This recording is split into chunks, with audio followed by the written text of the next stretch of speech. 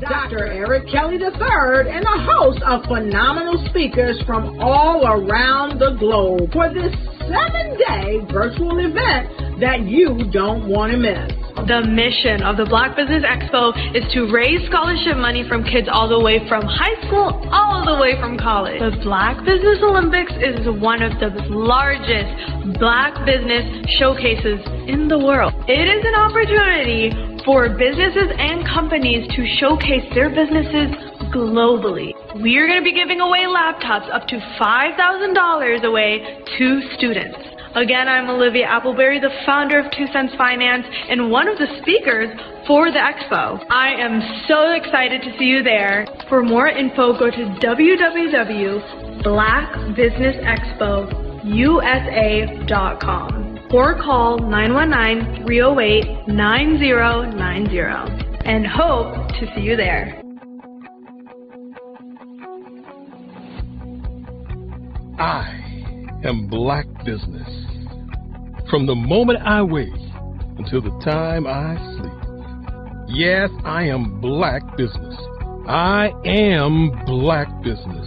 Tell me, are you Black Business? I am Black Business. Do you support Black businesses? Listen, I support Black business because I am Black Business. Black Business Expo, one of the largest business showcases in the history of Black business in the world. The world! Sign up today at www.blackbusinessexpousa.com or call 919-308-9090. I am Black Business. I am Black Business. From the moment I wake until the time I sleep, I am Black Business. I am Black Business. Are you Black Business? I am Black Business. Do you support Black businesses? I support Black business because I am Black Business. Black Business Expo, one of the largest business showcases in the history of Black America in North Carolina. Join Dr. Eric Kelly III and a host of phenomenal speakers from all around the globe for this 7-day virtual event that you don't want to miss. The mission of the Black Business Expo is to raise scholarship money from kids all the way from high school all the way from college. The Black Business Olympics is one of the largest Black business showcases in the world. It is an opportunity for businesses and companies to showcase their businesses globally. We are going to be giving away laptops up to $5,000 away to students. Again, I'm Olivia Appleberry, the founder of 2 Cents Finance and one of the speakers for the expo. I am so excited to see you there. For more info, go to www.blackbusinessexpousa.com or call 919-308-9090 and hope to see you there. I am Black Business. From the moment I wake until the time I sleep. Yes, I am Black Business. I am Black Business. Tell me, are you Black Business? Black Business Expo, one of the largest business showcases in the history of Black business in the world.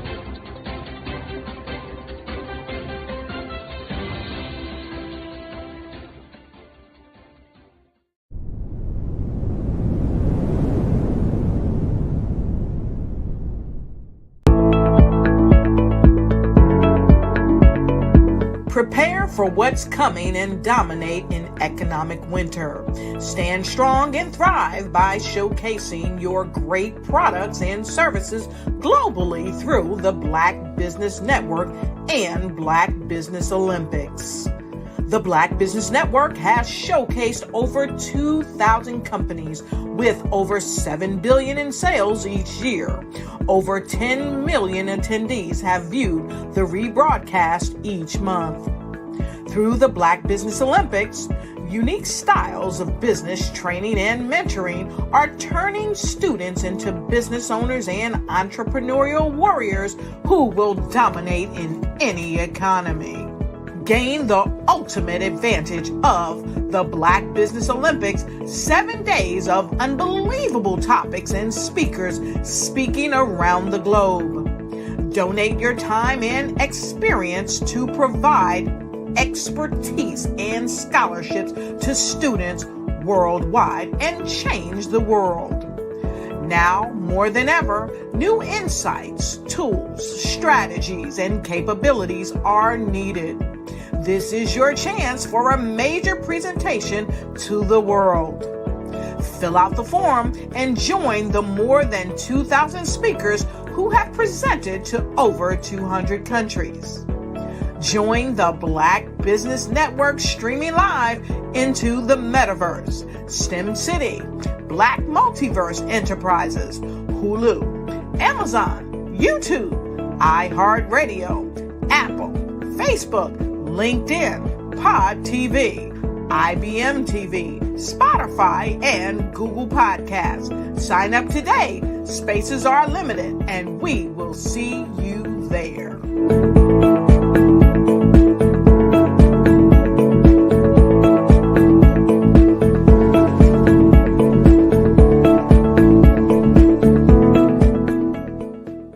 Black Business Expo's mission is to raise funds for high school seniors going to college or K-12 entrepreneurs.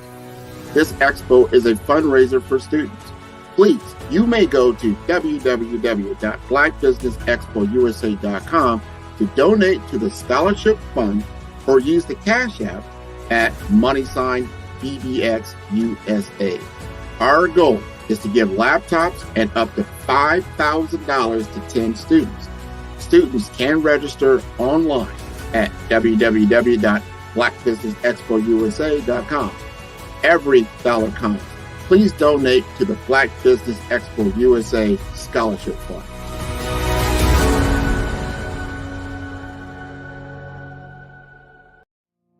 Did you know that approximately 333.34 million businesses exist today, according to a report from 2021? And you may be one of those businesses, or maybe you're not in the business market yet, but you're aspiring to be a business owner. Well, guess what? You're in the right place at the right time. Because let's face it, everything is about timing and opportunity. Hi, my name is Dr. Lotus Richey, and I'm the CEO and founder of the Lotus Richey Coaching and Consulting LLC, along with the Lotus Richey Ignite Show. 15 minutes of success with Dr. Lotus Richey, as well as books to boom your business and bring who you are. And today, I want to bring this amazing message to you about the Black Business Network and the Black Business Olympics. See, the Black Business Network and the Black Business Olympics is designed to help people just like you, that's right, that look like me, to take their business to the next level. Not just in your front yard or your backyard, but globally. The Black Business Network and Black Business Olympics is designed not to just help you survive, but to help you thrive. So join us today as we come together with businesses all around the world to support our students, our children, our young teens, our young entrepreneurs. What we do is we come together to help raise funds for students who are aspiring to be business entrepreneurs, who are aspiring and who are thriving in college. We endow them with a wonderful opportunity to gain scholarship of either a laptop or several thousands of dollars. And we invite you to help be a contributor to this amazing opportunity to help someone that looks just like you. So join us today at our website and let us connect with you and help you ignite and take flight in every area of your life on the Black Business Network and the Black Business Olympics. I'll see you on the other side.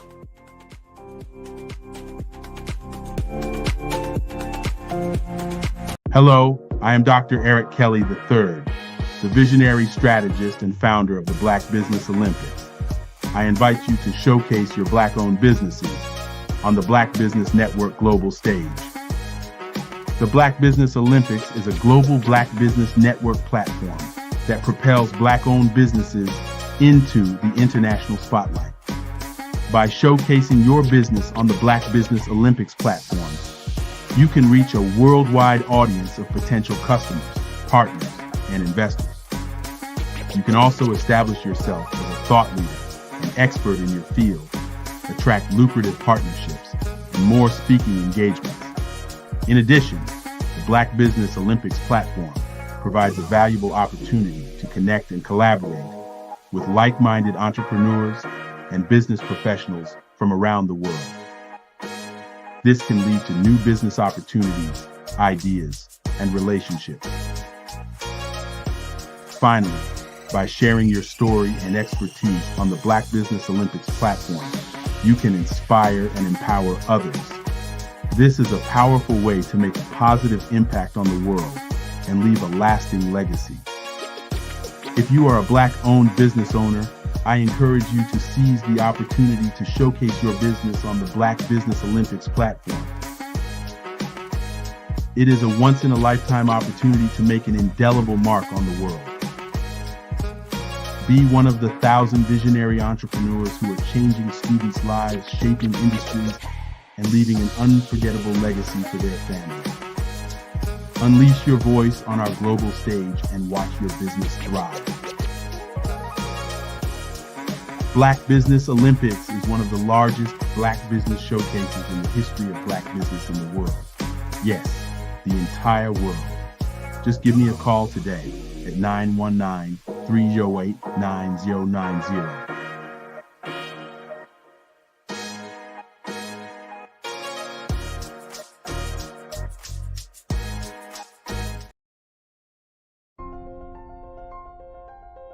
What if you could build your own city? A place where every child can find nurturing people to help them achieve their full potential. A place where every adult can access job training support. Where health education is abundant. Where social justice ruled the land. A place without limitations. Welcome. You have arrived at STEM City USA. It is what every city should be. A safe and trusted community where you find people and resources to help you become everything you are and beyond. STEM City is unlike anything you have ever experienced. It is a digital twin of the world around you, only better. STEM City is about energy and soul renewal. It is more than a digital world. You can almost feel the power of live cultural events, music, and theater. STEM City promises a better future for children with caring mentors and hands-on activities with dedicated tutors to support our youth. STEM City is your passport to a healthy lifestyle with weekly events addressing our community's many issues. STEM City is your financial well-being with helpful information on wealth management, career advancement, job training, and so much more. STEM City is the community you deserve. It is the city where your dreams can come true. STEM City USA, a place in the sky that is accessible to all who reach for the stars.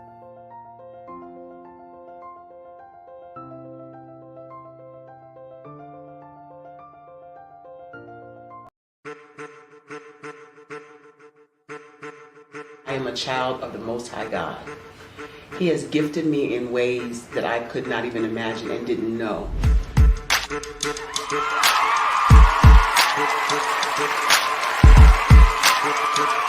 There was a time when I didn't know who I was. I listen to other people tell me who I should be, what I should do. I listen to people telling me that I should be a boutique owner, that I should be a construction manager, that I should be a laborer. Have you ever felt like you should do something else, be something else, go somewhere else, be wherever you wanted to be, and you felt like you were in a box? Anybody in the room? And you couldn't get out? Anybody in the room? And you kept trying to go and go and you couldn't get out? Anybody in the room? But let me tell you, you need to rock the box. Rock the box.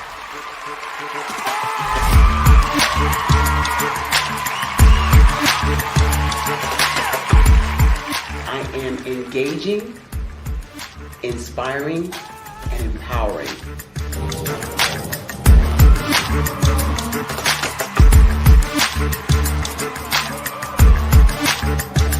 I would give you everything I know.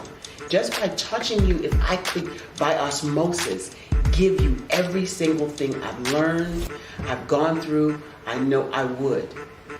We know that's not possible, but as it is possible, I love to share information with people. Some of you out there, people have told you that you can't be, you can't have, you can't do.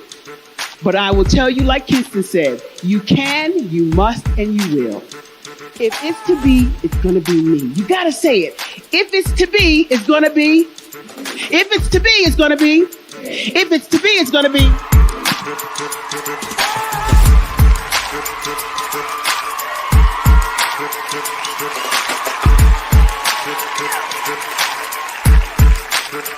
Barbara is because she believed what her mama said about her and not what other people told her. Every day you wake up, when you're in a situation, it's your choice whether it's an advantage or the disadvantage. She gained her confidence and her life, and now she is a testimony. If I can help you elevate yourself, then I feel like I'm elevating my own self as well. What you know and I know together can change the world.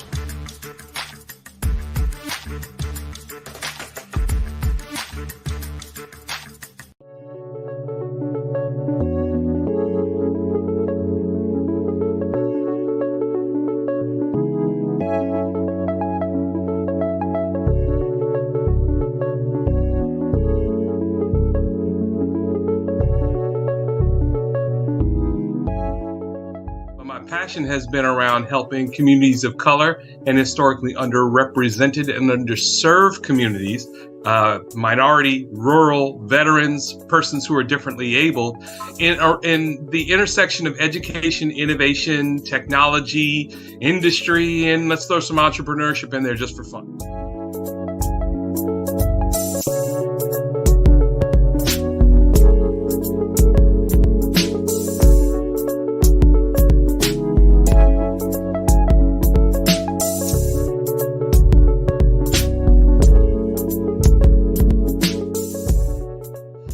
See more around innovation, incubators, accelerators. I love the idea of going from innovation to commercialization.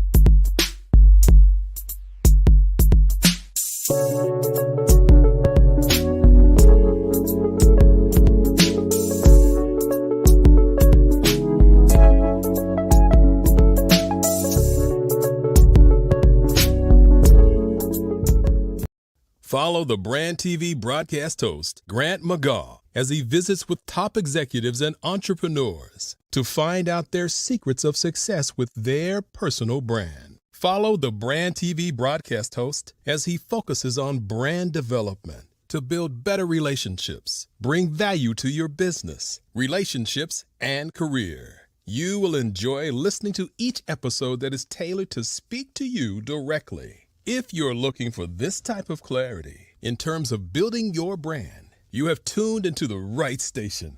Each episode will help you to shape a conversation in the 5-star BDM network of 20,000 professionals and become a springboard for your corporate engagement and business opportunities. Each guest will frame their story in the areas of personal branding, business development, career development, financial empowerment, and technology innovation. Grant McGaugh explains why he is the CEO and owner of his own professional career. Grant is an accomplished business leader and entrepreneur who wants to give back to individuals to grow their personal brand strategy. Tune in as he weaves his story about new possibilities, while to you exceed expectations. If you love storytelling, this show will make for fun.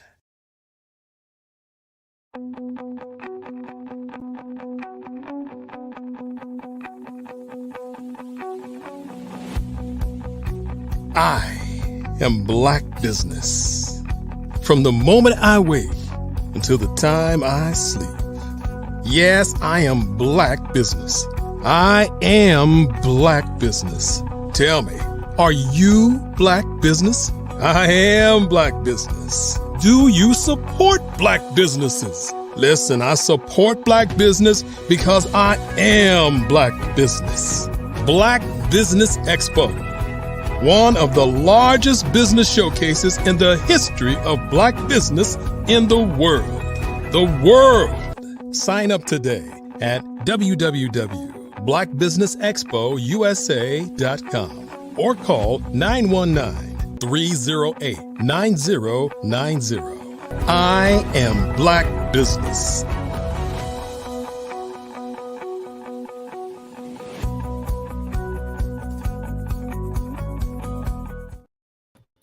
Good day, good day, good day, business owners, entrepreneurs, thought leaders, and corporations. Welcome to the Black Business Network. My name is Grant McGaugh.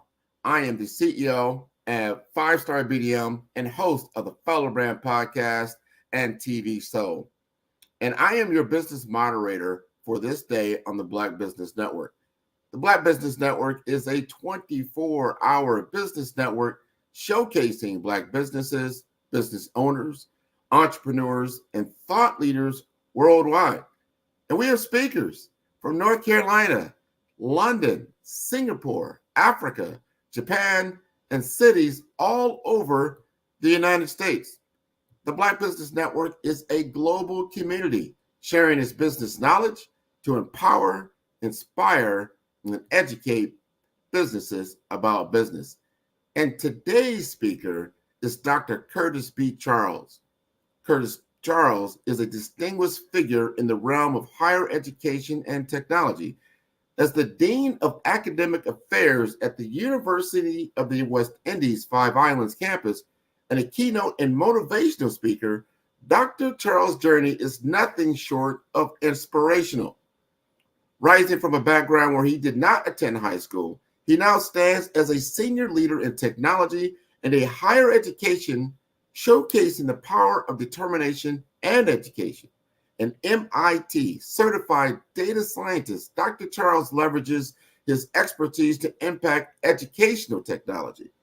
He spearheads initiatives that utilize artificial intelligence, machine learning, and predictive analytics to enhance academic operations and student success across various institutions.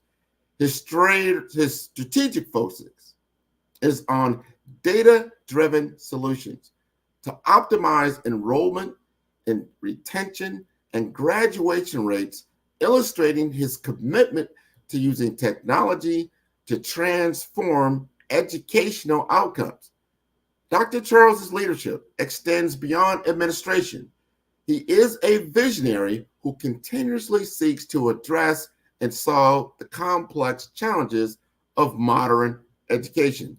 Let us welcome Dr. Curtis Charles. How are you doing today? I'm doing well, sir. How are you doing? Good to see you. It's always a pleasure to see you. I am always impressed by your background and your ability and accessibility to be on this platform and talk about something that's so important. We've talked about these things in the past, And we're going to talk about them again today because the future is now. The future is now. Yes. And as you are preparing students, and you might be getting close to commencement at this point, and we think about what the possibilities are for them in an AI-driven economy. Talk to us about what opportunities do you see for someone who's been trained in AI engineering? Well, I think, when you think about the possibilities, and that's a term that we use a lot while I was at Microsoft, the art of the possible. The possibilities are endless because AI is transcending every discipline there is out there. Whether it's healthcare, whether it's fintech, whether it's education, whether it's management, AI is in disrupting almost all of those fields. So I think for a young person thinking about, or an elderly person thinking about, a mid-range person thinking about getting into AI, there are certain things that they need to prepare themselves for. When you think about AI, one thing that comes to mind is the hard skills, right? So you think about AI engineering, prompt engineering, you think about data science, but fundamentally, AI starts with the soft skills, right? You have to learn how to do design thinking. You have to, what we call in architecture, problem seeking, solution solving. You have to do critical thinking. You could only, after you establish those foundational things, then you have to have mathematical skills, statistical analysis skills, and data literacy. But you cannot get into solving an AI problem unless you understand what the problem is. So in architecture, we call that problem seeking and then solution solving.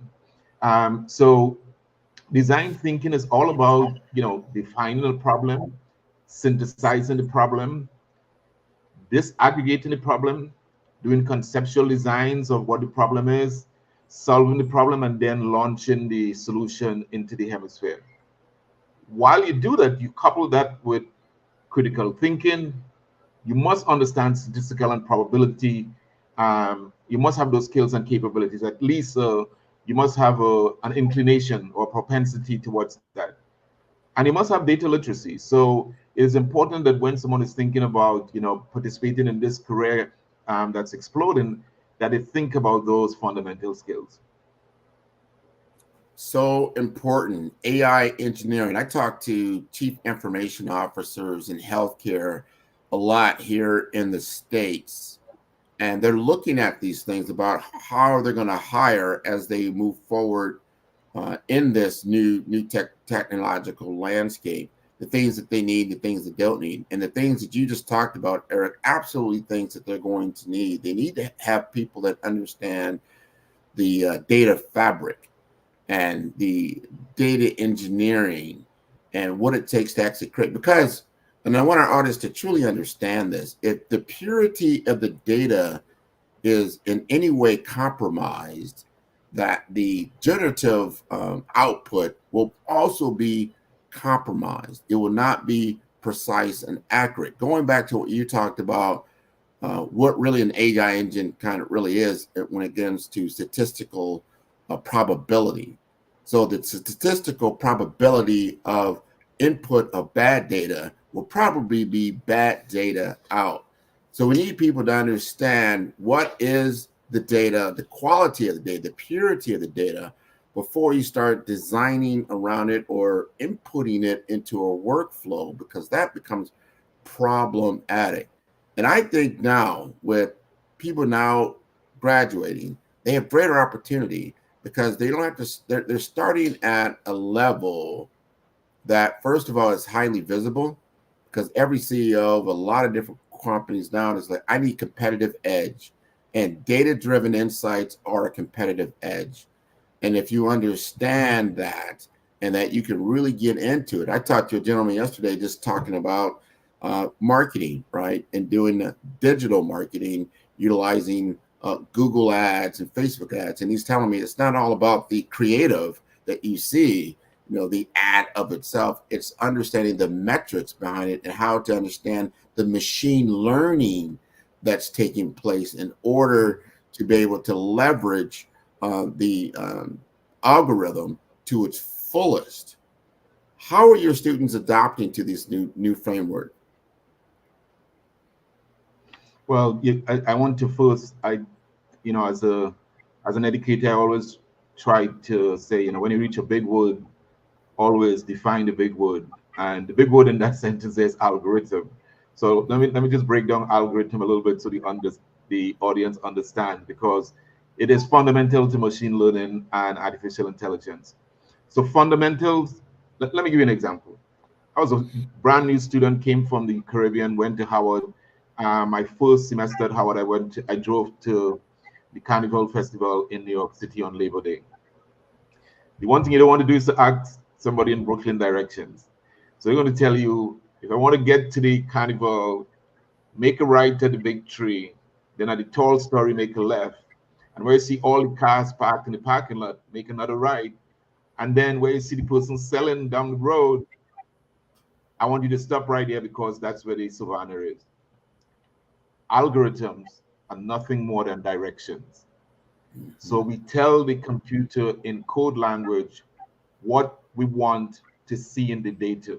So we will tell, for example, show me the patterns and trends of data for the last 10 years on meteorological reports for the Caribbean, so that the government could plan for the amount of money they would have to put aside next year for potential damages.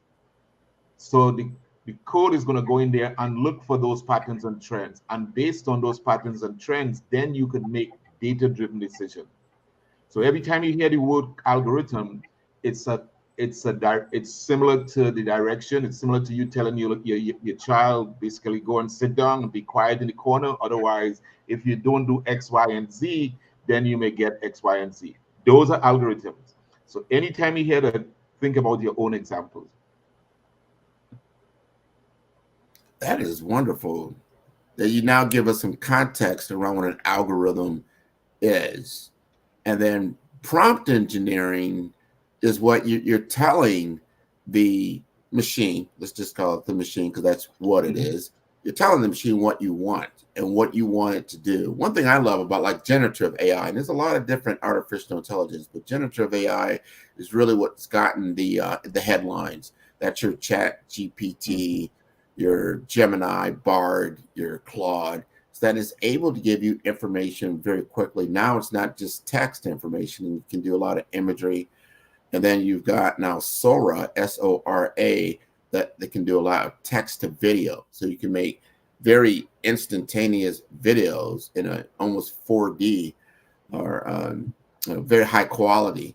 And it's very great. But if you don't have the right prompt engineering, going back to what you were saying earlier, people are like, what do you mean by prompt? That you have to tell it what to do, and you have to tell it what to do intelligently to get the right output. Talk to us a little bit about prompt engineering. So prompt engineering is one of those new concepts we find in artificial intelligence. And it basically is what I just said, which is given a series of directions. Just like how you tell that person how to get from point A to point B, prompt engineering is the same thing. For example, if I want to get from Washington, D.C. to New York City, I will go to the command prompt in something like one of the large language models and says, imagine that you are driving from Washington, D.C. to New York. Please give me an estimate of how much tolls I'm going to have to pay to get from Washington, D.C. to there, so that I could now make a decision, a data-driven decision on how many tolls. I will also ask it, please give me the shortest distance from Washington, D.C. to New York. Now, if you listen to the example I just gave, this is what we will tell when we go into our cars and we want to get from point B to point B and we put in the direction. So there is a version of prompt engineering that has been in your cars for the longest while. Now what we are taking is that we're moving that prompt engineering to computers, so you have an interface that you could do that. But it is really essential that when you think about prompt engineering, you think about becoming that computer interface. One of the things we say in research a lot of time is that if you're studying this cup, right? If you're studying this cup, you need to become the cup. And so when you're thinking about a prompt engineer or you're thinking about the prompt function, is that you have to become what you're trying to get. So it is really important that you don't see this thing as rocket science. It really is a series of trial and errors, and then you try to improve it. So for example, what I talk about just now, I want to get from point A to point B, but I also want to get the amount of money I paid in tolls, and I want to also avoid all the highways. And by the way, I also want to avoid any potential accidents. So you started with one prompt, and then you get much more complex.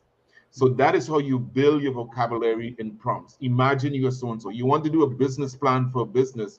You go to the prompt and say, imagine you are a social media expert and you want to develop a business plan for investors to invest in your social media. It will then spill out to you a prompt. So a lot of people believe that, you know, large language models and chat GPT and stuff, it does all the work for you. It's a beginning. It's the ability to start from somewhere, because that's going to give you a general overview of a business plan, but then you have to refine that. So my business is in Washington, D.C. It's right in the heart of Adams Morgan, cultural area. Based on the context of Adams Morgan, which is very artsy and cultural, now you begin to refine. So now your business might be related to social media of arts. So it's about massaging the prompt. And again, this is what we do in research. As researchers, as trained researchers, we always start wide. We always call it the funnel method. So if you could imagine a funnel that you use in a bottle, you start wide. So you ask all the questions that you could ask. And as you begin to get more information, the more information you research, the wider and narrower you get to the funnel. Prompt engineering is no different. You got to find the analogies in real life. I like that. That's how you get very, very precise. You have to train your model. A lot of people didn't realize that you can train your own GPT within Chat GPT. Yes.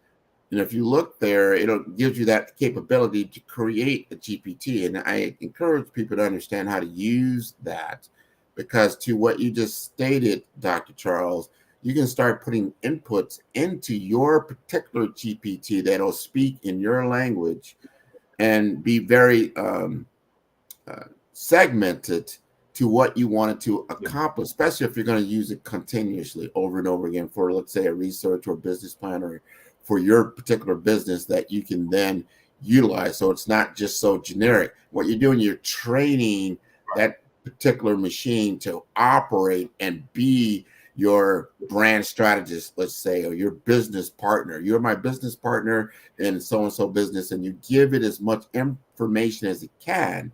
And then because it has access to a much larger data set, and that's what a large language model is, it can then bring you this information and insights that you can begin to utilize in the shows. Now, one thing I am concerned about, and you've heard it probably in the news, and I'm sure you know about it, and that is the bias in AI, the ethics around AI.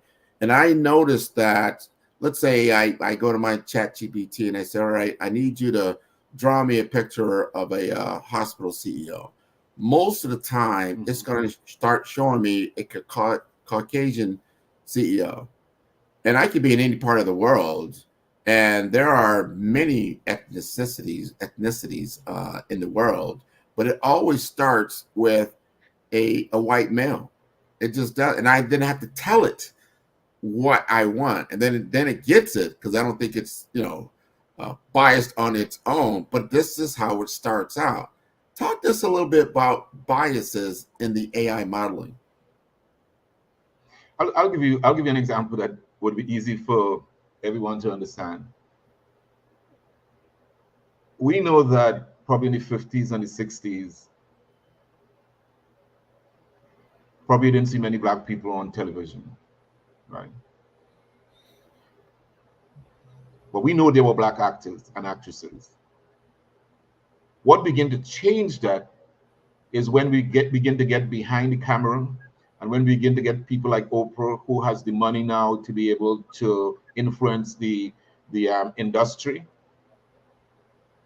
If my only hemisphere, my only sphere of control, circle of sphere of control is of a certain ethnicity, and I have never been engaged with somebody brown, my biases are there inherently. And I think that's why these programs and talking to you are important, because we must have more brown data scientists and people who are creating artificial intelligence, because it is the reason why you get that feedback. So what do I do when I want to do exactly what you said? Give me a CEO of a company.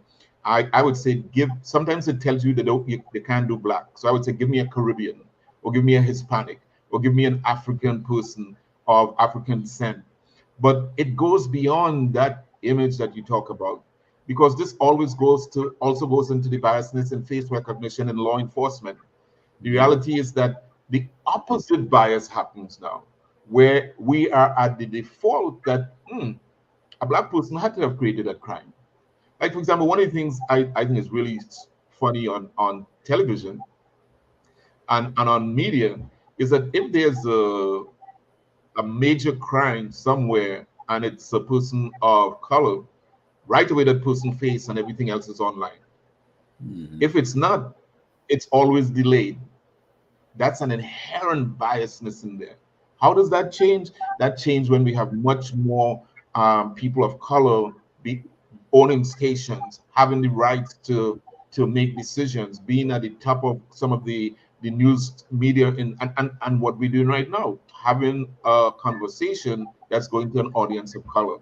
So biasness is probably one of the greatest sins that we have to overcome in AI. And I would say, and it only happens when we do like what we're doing at the University of West Indies 5 Island campus. We are developing in the School of Science, Computing and Artificial Intelligence a new generation of AI experts and computer scientists who are basically going to change that paradigm. Because now, if I ask a company in the US to create face recognition for the airport in Antigua and Barbuda, they don't have a concept of the features that we have in the Caribbean. They don't have a concept of how we walk. As a matter of fact, you could tell whether somebody is an adversary in an airport by the way they walk. If they're walking on the right side and it's not normal, that person might be carrying a rifle. So they may be carrying something. So, but you could mistake the gait of a Caribbean person or an African person if you don't have any knowledge of them. So it's important that we, all the HBCUs, all the other schools, that we develop this generation of artificial intelligence experts and data scientists who are going to basically make the difference. But I want to be very clear. Artificial intelligence is very much an interdisciplinary field, right? Because after we create the algorithms, somebody has to interpret it. So you need the social scientists, you need the sociologists, you need the educator, you need the anthropologists. They need to be part of the team from the beginning, so that these things could be, so you could begin to flag these things that it doesn't happen. But they have to be on the team. This is not only a technical team. If you only have technical people on your AI team, you're not going to have good products and good outputs. That's very good to state that, because now technology very much is in the fabric of the entire enterprise, not just the sole owner in the IT department, which it used to be like that. And now people start to realize, especially now I come from the world of infrastructure, you get into cloud computing, and then when that started, you started getting what they call shadow IT, meaning I don't need the IT department to set up a technology stack to run a particular program that I need to run my business unit. You don't need them. They should be aware, because there are certain protocols, certain cybersecurity policies that that person may or may not know. But obviously, it would be hard to police it, right? Because of the accessibility is there. So you have to now understand this new paradigm, let's say this new way of doing things, and understand that. So now, artificial intelligence becomes more ubiquitous, and now it's starting to get into that legal field. into all these intellectual properties that it's touching, and you're starting to see more new laws that will be coming out, because there are people that use it negatively. Some people use it positively. Like, so you can emulate somebody's voice. If it takes your voice, Dr. Charles, like, all right, I understand his voice pattern in an AI engine, I can then duplicate that voice pattern in a myriad number of ways that could be used negatively. So we got to understand those things as we move forward, because we're starting to deal with things that we haven't had to deal with, and our laws are behind. They're behind. They haven't kept pace with the technological capabilities that are taking shape. So I'm sure that you're teaching your students how to use it in a more positive fashion to create opportunities and solve problems, right? Yeah, absolutely. As a matter of fact, we have for our conference coming up in July, our AI conference, which happens to be the first AI conference in the Caribbean. And this is the smallest school of the University of the West Indies, 50,000 students body. And the most recent school campus that started in 2019. We're going to have 16 panels, 8 on each day, and then some master classes. But one of the key panels is the transformative impact of AI on law, on the practice of law. And we also have an ethics with some ethicists on a separate panel. So for us, this is in the forefront. How do we impact in the Caribbean, for example, something like GDPR, which is General Data Protection Regulations, that the European Union has basically been leading us since 2018. It is phenomenal what GDPR has done, but what is more phenomenal is that other countries haven't followed it, other units haven't followed it, because the privacy issues you talk about, the law issues you talk about, the fairness, all those are parts and charters of GDPR, which talks from the fairness and transparency of the company, but it also talks about your rights. So no company falling under GDPR could just take your data and use it indefinitely. You have a right to opt out, and the fines are humongous if you break the laws. Now, what is interesting about that is that if you are in the West and you are doing a business with a company who fall within the European Union, you also fall under those regulations. So if you are doing business in North Carolina with companies in the European Union and you not following these laws, you also open to those large fines. So I think it's really important when we look at the legal aspect of this, that we also partner with, again, I mentioned interdisciplinary. We also partner with our legal counsels so that we could educate them and they could educate us, because it's one of those open fields that folks are studying.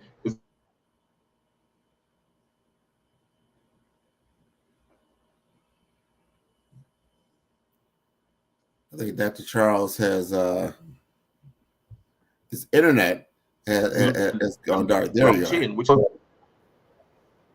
Yeah, and I've always said that all of these professions are legal. I was talking to one of my colleagues yesterday, and I was saying, I have never seen higher education as not being legal. We could get sued at any time if you fire a professor incorrectly and you didn't do due diligence. If a student basically have an exam and that student have disability, that student had disability limitations, and and you don't recognize that as the invigilator of the examination, and that student fails the course, we could now be sued. So law is ever present in everything we do, and it's going to become more and more fabric of how we operate as a society as AI becomes much more prevalent. This is so important. And what you just brought up is that you're going to have this AI conference coming up this summer. And I'm sure people can come from all over. You just don't have to be on the island to participate. They're probably going to come from all over. But I like your topics. Talk to us a little bit more about the particular topics that you feel are so important that we need to understand and take back home with us.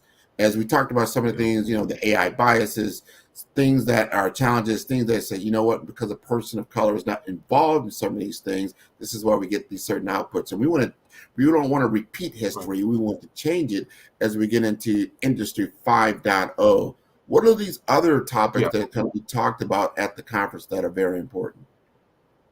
Excellent question. So let's take COVID for example, right?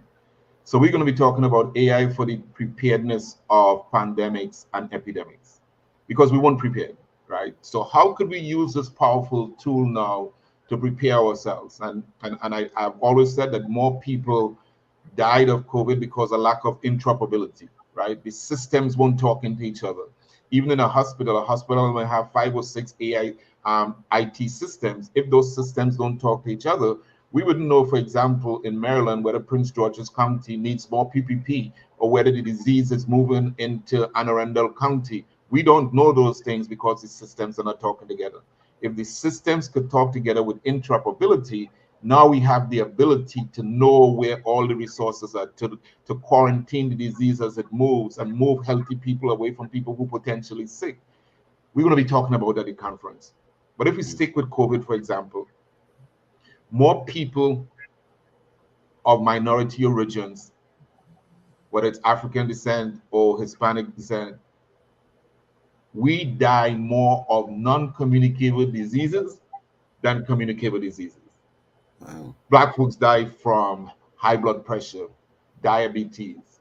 These are all non-communicable diseases. So we're going to have a panel of experts, both from PAHO as well as local doctors and some IT specialists, AI specialists, talking about how do we use AI as a force multiplier in non-communicable diseases. And I'll give you an example. Women are susceptible to cervical cancer. We are working with a young doctor from Jamaica who is on contract at the hospital in Antigua. And she's an OBGYN, and she came to us like 2 years ago. She said, Dr. Charles, there has to be a solution using AI of how we could stem cervical cancer. So we just submitted an article with her, four AI professors in the university system and her. And we are looking at how AI could be used along the patient continuum. So as you know, in management consulting, we talk a lot about the journey map, the customer journey map, right? So we want to know where the customer starts, where all the points of pain, where the end. So we use that as an analogy and talk about the cervical cancer patient journey map. So at every point, where is, for example, at age 13 to 15, you get you assess whether you have the disease or whether you don't. You start with the treatment. If you start with the treatment, and then if you're infected, then you move into a certain category until we get the cure. Well, at each one of those nodes are important data collection points that feeds into a data lake. Now that feeds into a data lake, now we can run algorithms to see what's the comparison or what's the relationships between somebody that's in teenage and the effect of the disease on somebody that's 60 years old, a baby boomer. And how is the disease moving through the continuum of women in our society? Completely different to what we would think about how we treat this disease. But we pull something from management consulting and say this is how it could be used so totally innovative. So we're also looking at, in the Caribbean and in what we call SIDS, small island development states. In small island development states, we can't do anything about climate change. We can't. Well, before you continue, Dr. Charles, we are coming up to the end of the hour. It sounds like you have a lot going on at this conference that we all need to tune into and be a part of. And we want to see more of your students being a part of the Black Business Network as well. This is an opportunity to expand the reach and to expand knowledge and to expand network and really bring ourselves together. So again, we do not want to repeat the lessons of the past. We want to get involved with this type of technology at all levels so that we can master it and utilize it for our common good. This has been wonderful. And before I let you go, tell us when the conference is and how to contact you. Sure. The conference is on July the 8th to the 10th, 2024, on our campus on the beautiful island of Antigua and Barbuda. We're going to have on the evening of the 8th a kickoff at the Hodges Bay Resort, which is the playground for most Americans in Antigua and Barbuda. Then we're going to have the next day on campus. And we're going to do something interesting on the first day of the conference on the 9th. We're going to end at 4 o'clock. And then we're going to go over to another resort that's partnering with us right next to campus, which is called Royalton Resort. Royalton Resort is going to host us for the night. We're going to do 3 back-to-back master classes, one on AI in drug development, which is the Vice President of AI for GlaxoSmithKline. Then Dr. A young American intelligent rebel who ran for the governorship of Arkansas, Dr. Chris Jones, is going to be talking about smart cities of the future. And then UNESCO is talking about a roadmap for the Caribbean on AI. And then we're going to have a taste of the Caribbean and live soca music. And then we're going to come back the next day. But it's going to be phenomenal. To get more information, you can go to 5islandsaiconference.com. That's 5islandsaiconference.com. Or you could always reach me. I'm on 910-431-9718. 910-431-9718. You could follow me on LinkedIn, or you could send me a text. But please try and make it. We also have virtual opportunities as well. Well, we're going to make it. This is going to be wonderful. Again, thank you for being on the Black Business Olympics, the Black Business Network. I want to see more of your students involved. I'd love to have them on the show. This is a great opportunity for them to truly showcase their skill sets, their tool sets, and their mindset. And we would love to see them. So genius is common, and I'll see you on the other side. Thank you. Wonderful, wonderful information. The Black Business Expo's mission is to raise funds for high school seniors going to college or K-12 entrepreneurs. This expo is a fundraiser for students. You may go to www.blackbusinessexpousa.com to donate to the scholarship fund, or use the Cash App that's on the screen below. That is $BBXUSA. Our goal is to give laptops and up to $5,000 to 10 students. Students, you can register online at www.blackbusinessexpousa.com. Every dollar counts, so we want to remind you to donate to the scholarship fund. We would also like to thank our Black Business Expo USA sponsors for April 2024. They include NC100, Moody Capital Partners, Suede Soul, The Hello LLC, Lotus Rocher Coaching and Training, Carolina, Virginia Minority Supplier Development Council, Step Management, Barbara H. Smith LLC, 5-Star BDM, Margie McLean Foundation Incorporated, Genius is Common, Earth Essentials, Milani Shiny Global, Executive Women's Success Institute, The Quality Coaching Company, Superwoman Business Services, Creative Force Studios, Lee Entertainment, Artistic App Design, Black Business USA, Genius is Common, and I will see you on the other side. How many times have you been asked to help someone you didn't even know, a student, a business entrepreneur, or did you ever even ask, where did they end up? That business, that friend, that entrepreneur.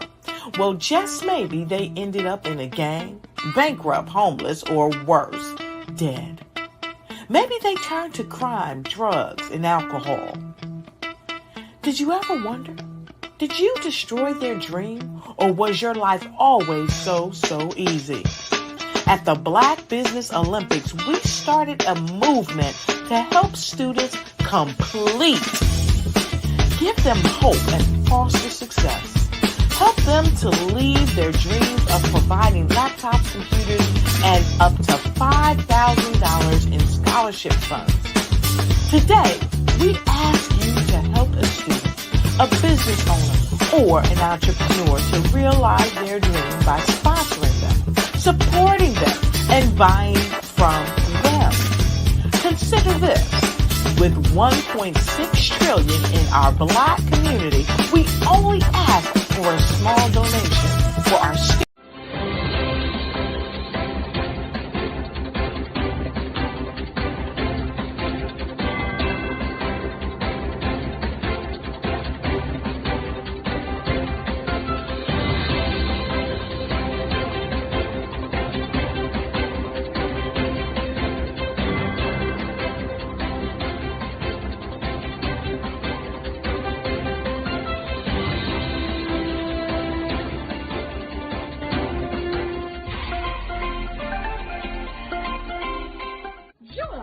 Dr. Eric Kelly III and a host of phenomenal speakers from all around the globe for this 7-day virtual event that you don't want to miss. The mission of the Black Business Expo is to raise scholarship money from kids all the way from high school, all the way from college. The Black Business Olympics is one of the largest Black business showcases in the world. It is an opportunity for businesses and companies to showcase their businesses globally. We are going to be giving away laptops up to $5,000 away to students. Again, I'm Olivia Appleberry, the founder of 2 Cents Finance and one of the speakers for the expo. I am so excited to see you there. For more info, go to www.blackbusinessexpousa.com or call 919-308-9090 and hope to see you there. I am Black Business. From the moment I wake until the time I sleep. Yes, I am Black Business. I am Black Business. Tell me, are you Black Business? I am Black Business. Do you support Black businesses? Listen, I support Black business because I am Black Business. Black Business Expo, one of the largest business showcases in the history of Black business in the world. The world! Sign up today at www.blackbusinessexpousa.com or call 919-308-9090. I am Black Business. I am Black Business. From the moment I wake until the time I sleep, I am Black Business. I am Black Business. Are you Black Business? I am Black Business. Do you support Black businesses? I support Black business because I am Black business. Black Business Expo, one of the largest business showcases in the history of Black America in North Carolina. Join Dr. Eric Kelly III and a host of phenomenal speakers from all around the globe for this 7-day virtual event that you don't want to miss. The mission of the Black Business Expo is to raise scholarship money from kids all the way from high school, all the way from college. The Black Business Olympics is one of the largest Black business showcases in the world. It is an opportunity for businesses and companies to showcase their businesses globally. We are going to be giving away laptops up to $5,000 away to students. Again, I'm Olivia Appleberry, the founder of 2 Cents Finance and one of the speakers for the expo. I am so excited to see you there. For more info, go to www.blackbusinessexpousa.com or call 919-308-9090 and hope to see you there. I am Black Business. From the moment I wake until the time I sleep. Yes, I am Black Business. I am Black Business. Tell me, are you Black Business? Black Business Expo, one of the largest business showcases in the history of Black business in the world.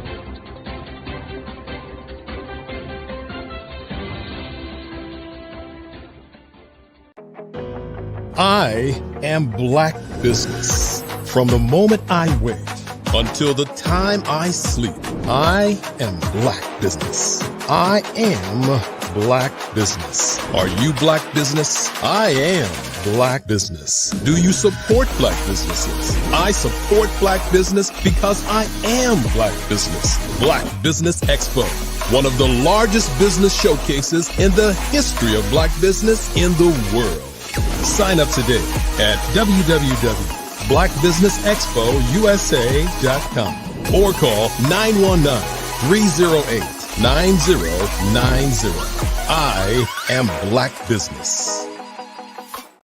The Black Business Expo's mission is to raise funds for high school seniors going to college or K through 12 entrepreneurs. This expo is a fundraiser for students.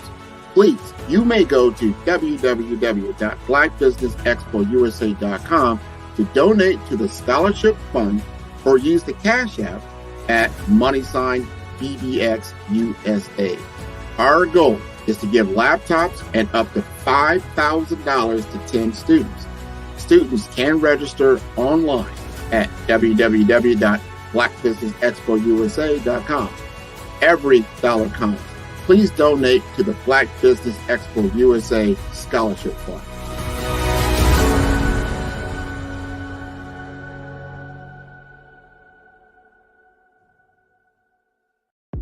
The Black Business Network and Black Business Olympics are essential platforms for Black business owners globally. They provide the tools and support you need to succeed in today's competitive marketplace. Join us today as we collaborate together with businesses from around the world to support our children, students, and young future entrepreneurs, Black businesses and corporations. We raise funds for students going to college and young entrepreneurs who are aspiring to be business owners, and we invite you to be a contributor today. Visit the website www.blackbusinessexpousa.com to connect with and learn more about how the Black Business Network and Black Business Olympics can help you not only share your amazing business story to businesses, but also serve future generations. Hello, my name is David Jones, CEO and co-founder of the Hello LLC, where we help businesses build a culture, brand and experience, and leverage technology to pivot into Web3. Join the Black Business Network streaming live into Roku, Metaverse, STEM City, Black Multiverse Enterprises, Hulu, YouTube, iHeartRadio, Apple, Facebook, LinkedIn, Spotify, Twitch, and Google Podcasts. Tune in, turn on, and let's thrive.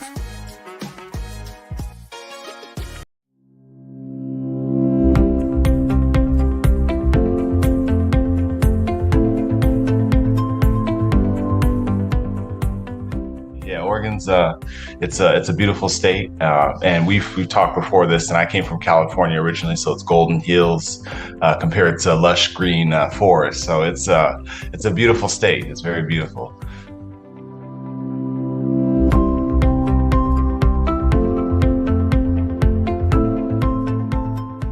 Understand how to take your, like, what you know in the real world as a human and what you know about your business, and you need to marry that with the algorithm. You need to combine human with machine learning.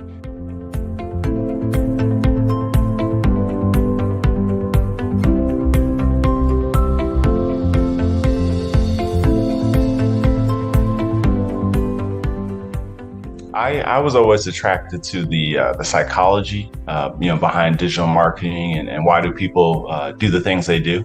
But then it's quantifiable, right? So then you can attach revenue to it, right? And it's like, well, if I can understand and get to the mind of different segmentations, then I can start to show them things that will get them to buy the product that I'm trying to show. And to me, that's just fascinating. That is amazing that you can do that.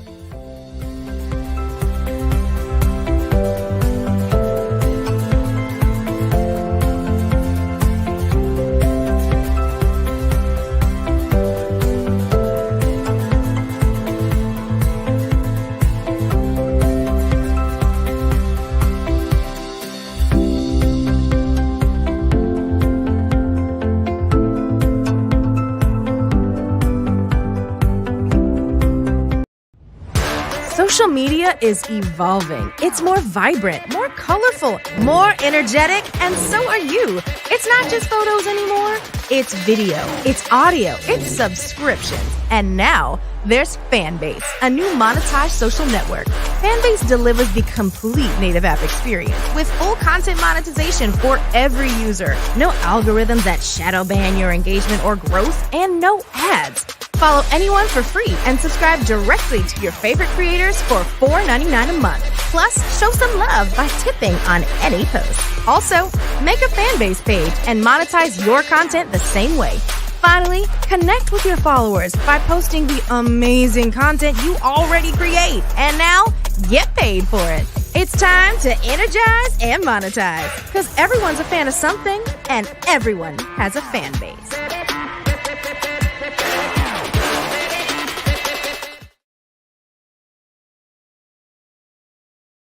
Sometimes you got to hear the news from the Black perspective, and more specifically, Black publishers. And that's exactly why you have to download the HeyTie app, the largest mobile app delivering breaking news, videos, and podcasts from 200 of your favorite Black publishers. Yes, 200 Black publishers delivering news as it happens, literally all in one app. Go to HAYTI.com or download the app in the Google Play Store or Apple App Store. It's completely free, along with information that you can trust, so go check them out.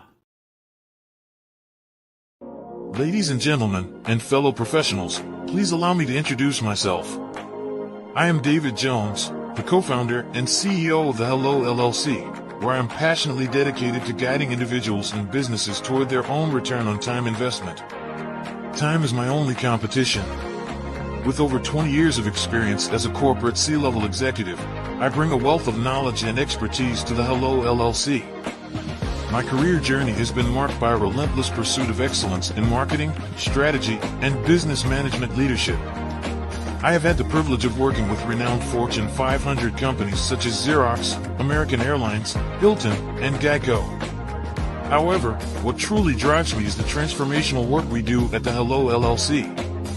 We are pioneering a new approach to business in the metaverse, where we empower businesses and individuals to build strong foundations, automate their processes and systems, while thriving in the ever-evolving digital landscape. More than just a 3D digital marketing agency, the Hello LLC is truly a community built on love, kindness, and integrity. We want more for you than from you. As I often say, collaboration is the new competition. In an era where time is the most precious commodity, I am here to guide you toward your own return on time investment, because if time was sold in stores, it would be sold out. With a deep commitment to excellence and a strong belief in the power of community, I don't just lead a company, I lead a movement into the future of business. Ladies and gentlemen, it is both an honor and a pleasure to be your guide on this remarkable journey. I am David Jones, and together, we will embrace a future marked by success, collaboration, and the transformative work we do at the Hello LLC. Hello stands for helping everyone live life optimally. So, let's make that pivot together and start living life optimally today.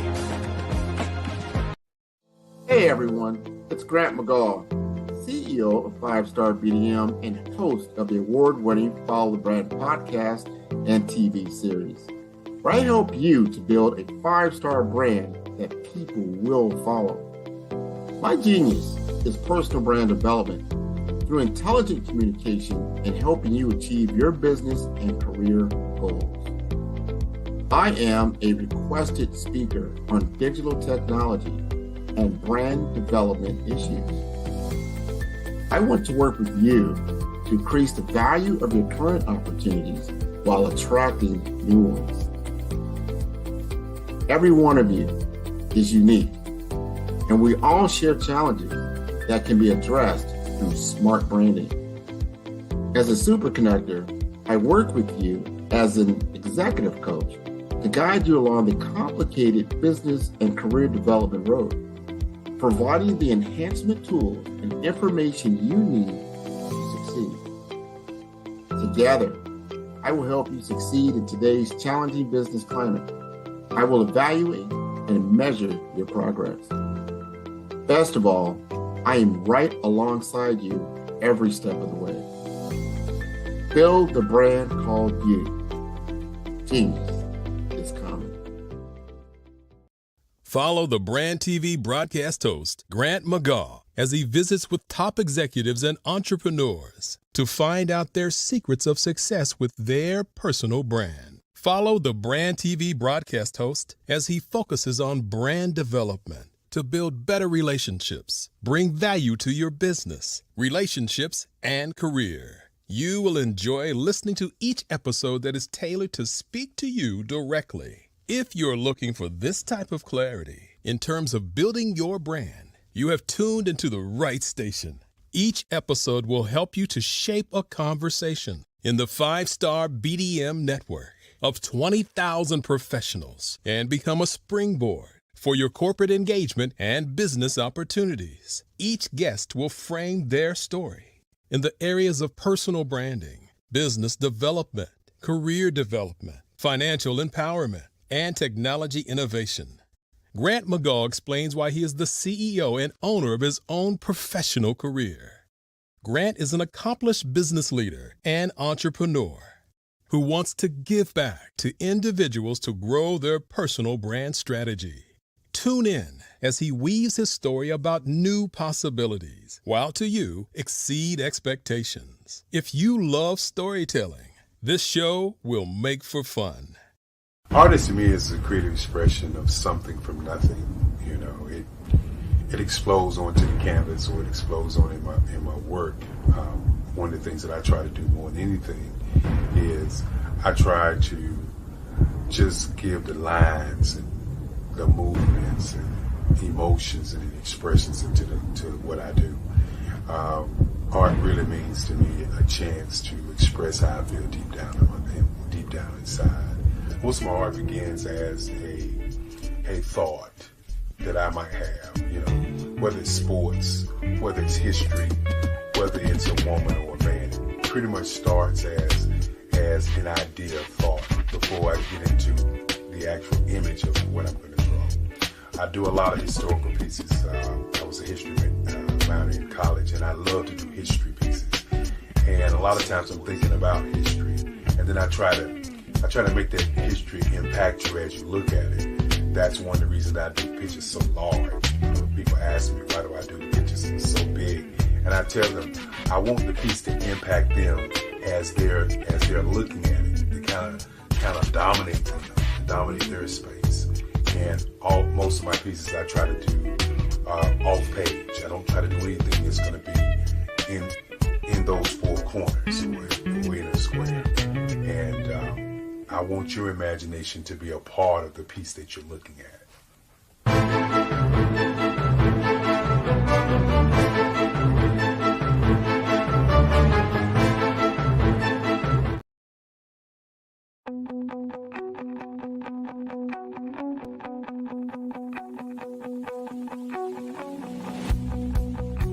I am Black Business.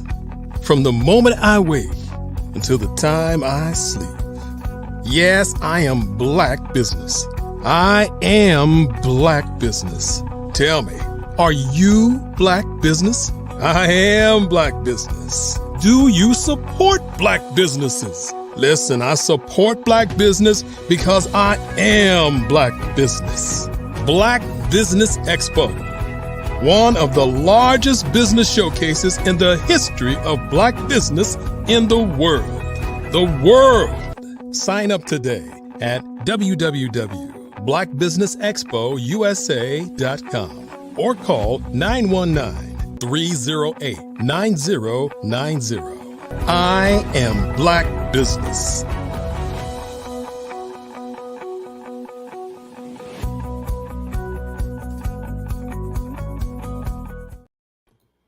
Good day, business owners, entrepreneurs, thought leaders, and corporations. Welcome to the Black Business Network. My name is Grant McGaugh, CEO of 5-Star BDM and host of the award-winning Follow the Brand podcast and TV series. And I am your business moderator for this day on the Black Business Network. The Black Business Network is a 24-hour business network showcasing Black businesses, business owners, entrepreneurs, and thought leaders worldwide. We have speakers from North Carolina, London, Singapore, Africa, Japan, and cities all over the United States. The Black Business Network is a global community sharing its business knowledge to empower, inspire, and educate businesses about business. And our next speaker, Mr. Darius Stanton, with over 30 years of leadership in both the private and public sectors, has recently embraced his passion as a full-time motivational speaker.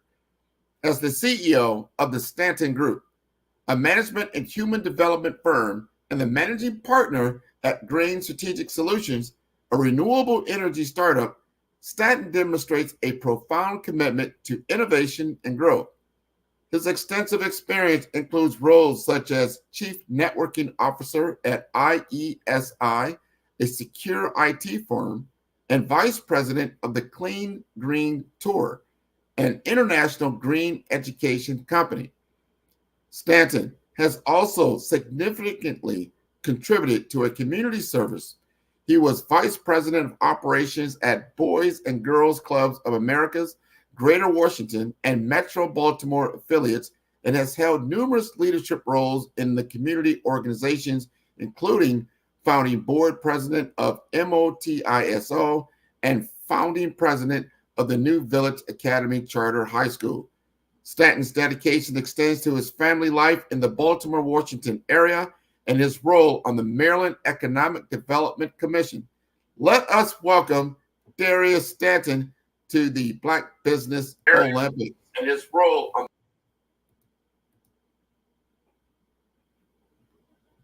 I'm going to take you off mute. There he is. All right. Peace and love. Good morning. How are you, my good friend? This is great. I remember talking to you a few months back. This is going to be wonderful. I am so glad you can join us this morning. This morning for me, where I am in Miami, Florida. Are you in Baltimore? I'm in Bowie, Maryland, which is right outside of Baltimore. They call it the DMV, the District, Maryland, and Virginia. So yes, it is morning here, and we are all pumped up and ready to go. It's so good to see you, Grant. Thank you for having us. Absolutely. I can feel the energy about to jump off the page. So genius is coming, and I will see you on the other side.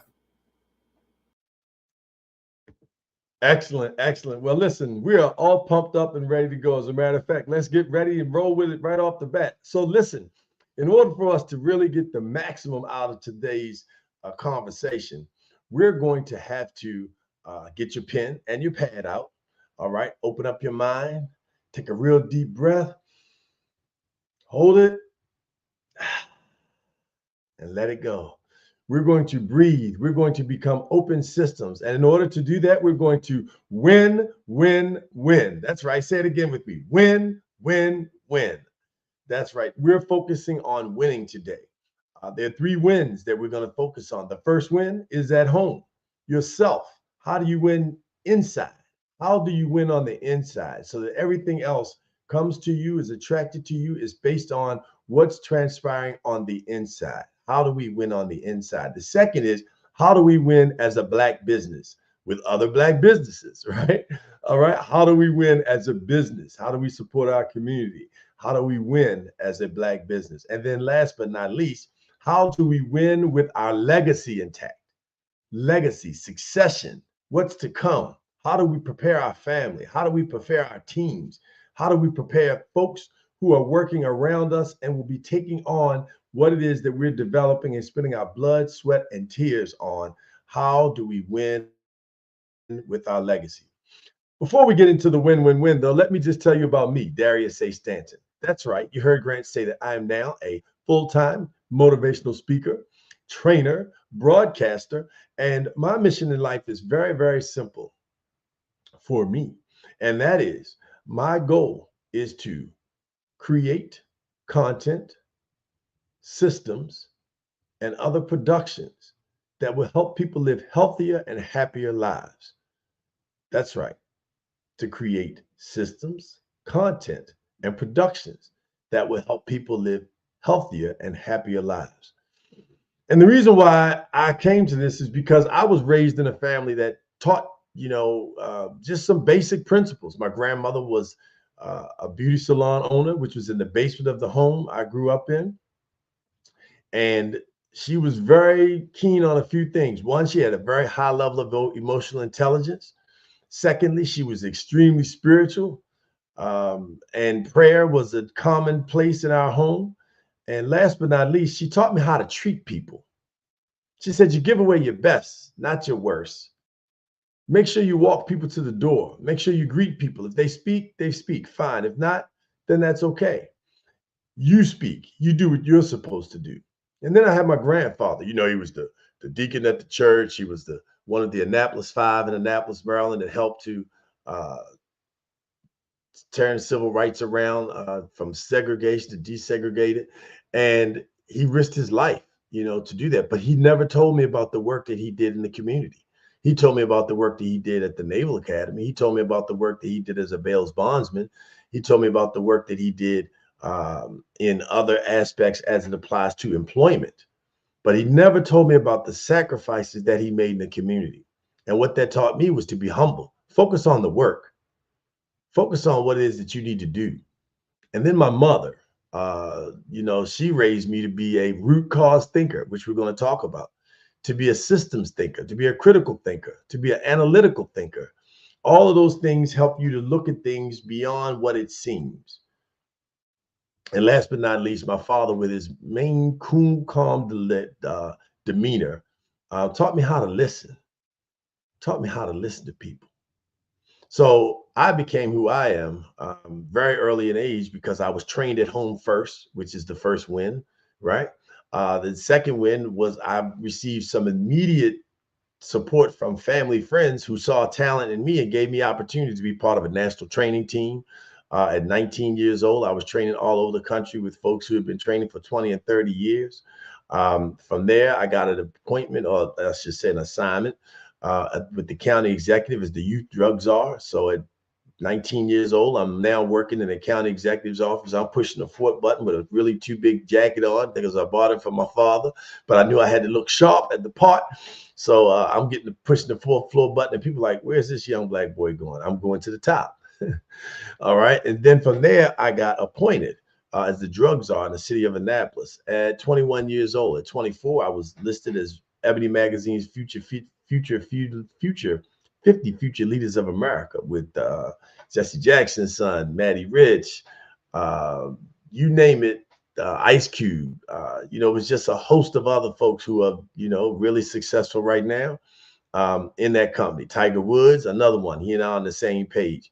I share these things with you because this is how I became who I am, my why. And my why is I have a gift. My gift is to plant seeds into people, to help motivate people, to help people find the discipline within themselves. Because once you understand your why, your passion, you're able to go to the next level. So if you're interested in having someone come out and speak to your audiences, whether it be in your corporate space to help win in the corporate space, if it's at college or university, help win there in the college university space, or if it's in your community or your nonprofit and you're working to help your organization get to the next level, bring us out so we can talk to you about how to win. You can find us at DariusAStanton.com. That's DariusAStanton.com. All right, let's get into it. So the first win this morning, win. That's right. Who are you rooting for? We're rooting for you. The first win is with yourself, the win on the inside. So write that down, win on the inside. How do we win on the inside? Well, the first thing that we do is we have to breathe. That's right. We have to breathe. In order to win in life, you have to consistently breathe. And then after that, you win in your death. We're going to talk about that as well. But you have to breathe. So waking up in the morning, first thing in the morning, don't pick up your cell phone. Put that down. Don't even pick it up. Right? Just leave that aside. Don't touch any other electronic device. Right? Once you wake up, you get a chance to go to the bathroom, brush your teeth, drink some water. That's right. Drink some water. 2 glasses of water, as a matter of fact. The first glass of water is in just a plain lukewarm water. 8 ounces of that will flush any thing you had in you from the night before. And then the second glass of water you use with a little warm water, lemon and or lime, and that will help to alkaline your liver and kidney, give them a jump start. So the first 2 things, you want to drink that water, and then after drinking that water, the next thing you want to do is you want to breathe. You want to breathe. You want to say your prayers, and your prayers are going in with the breath. And the reason why the breath is so important is because once you understand and master the breath, then when you're stressed out, when you got situations going on at work and things aren't, kind of adding up with the numbers, you got a lot of deadlines and you're kind of running behind, you're still able to stay cool because you know how to breathe. You know how to breathe. So I would suggest you take a breathing class. There are all types of sky breathing, There's tons of information, resources on the internet about how to breathe, but just take time out and take that deep breath. Hold it. Let it go. Hold it. Deep breath. Hold it. 4-second intervals. 4, 4, 4. That's right. Easy. Exhale. Inhale. Hold it. Let it out. Hold it. Inhale and repeat. 4 seconds, 4 seconds, 4 seconds. That just starts to get, first of all, puts oxygen in the brain. You need the brain to function because your brain is leading you, it's directing you, it's guiding you, it's setting up everything that's happening in your future is coming out of your brain. So get that breath in order. Now, after you've breathed and you said your prayers, now you got to sweat. You got to exercise. You got to let all the things that the body doesn't need out. All right. We already did our water. So we started that process. Now we want to let any of that nervous energy and that anxiety, anything else that may chemically be causing you to be off balance, worrying, depression, those are chemically induced. So you want to sweat that out. You're a business owner. You got to be in shape. You got to be ready for the long meeting. You got to be ready for the long call. You got to be ready for the all day, one after another, one after another. You got to be ready. Don't, okay, now I got to get ready. Now I got to start working out. No, every day, even if it's 15 minutes, give yourself a good solid stretch, a good workout, get all of those, get that out, all those chemicals that the body doesn't need, get it out of you, right? Let's get that sweat, get that blood flowing, get that energy moving, right? You got to get that injection of love in the body. And that's that self-love that you're doing for yourself, that you're bringing into your own being. So we want to make sure, real quick recap on winning with self, winning on the inside. Win on the inside from self-care. You want to make sure your daily routine is intact. You want to make sure you're eating to live. I suggest look up intermittent fasting. That's intermittent fasting. Look it up. All right. Because you need to fast so the body can rejuvenate itself. We spend so much time and energy thinking about food, most of the time improper foods that don't boost the body, but also you want to spend that time thinking about foods that allow the body to build on itself and also put you in a better position to succeed because it's treating your blood, it's feeding your brain, it's giving you oxygen, right? So eat to live and make sure that you're using exercise and that you're getting the body moving, your blood circulating, the oxygen flowing at a very high level. You're stretching. So now you're in peak performance. You're in a great position to just go to the next level, right? So the first win is on the inside by making sure that you're taking care of self. Remember this. You win on your inside by putting your mask on first. All right. Now let's get to that second win.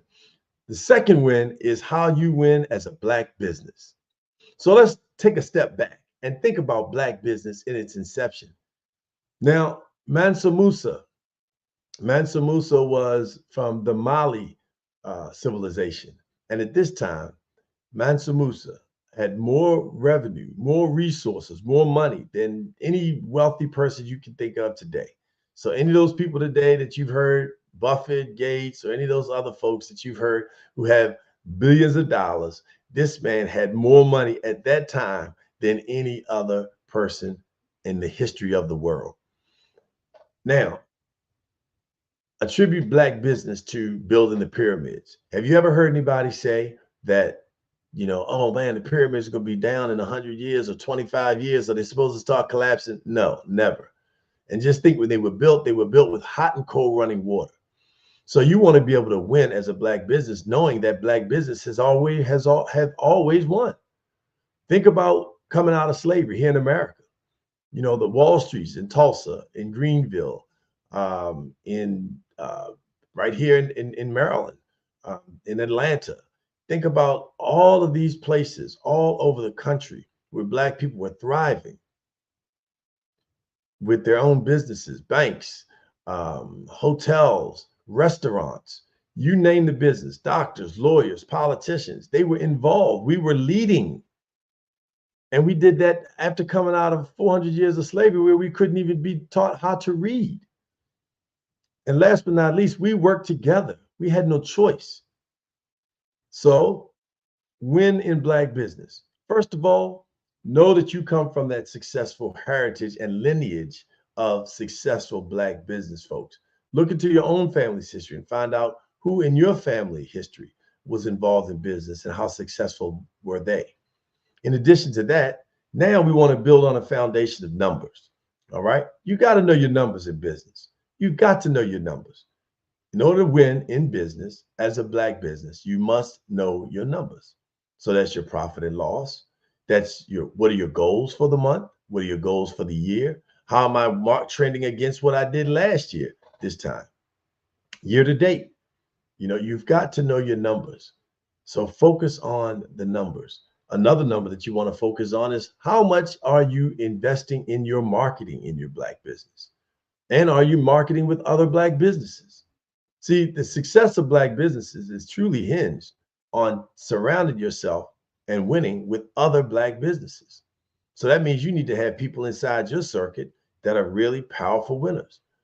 And you be able to attract that by having at least, I recommend, there are all kinds of schools of thought when it comes to business investment in terms of marketing, anywhere from 5% to, in some cases, 25%. I'm going to say at a minimum, you want to go with 10%.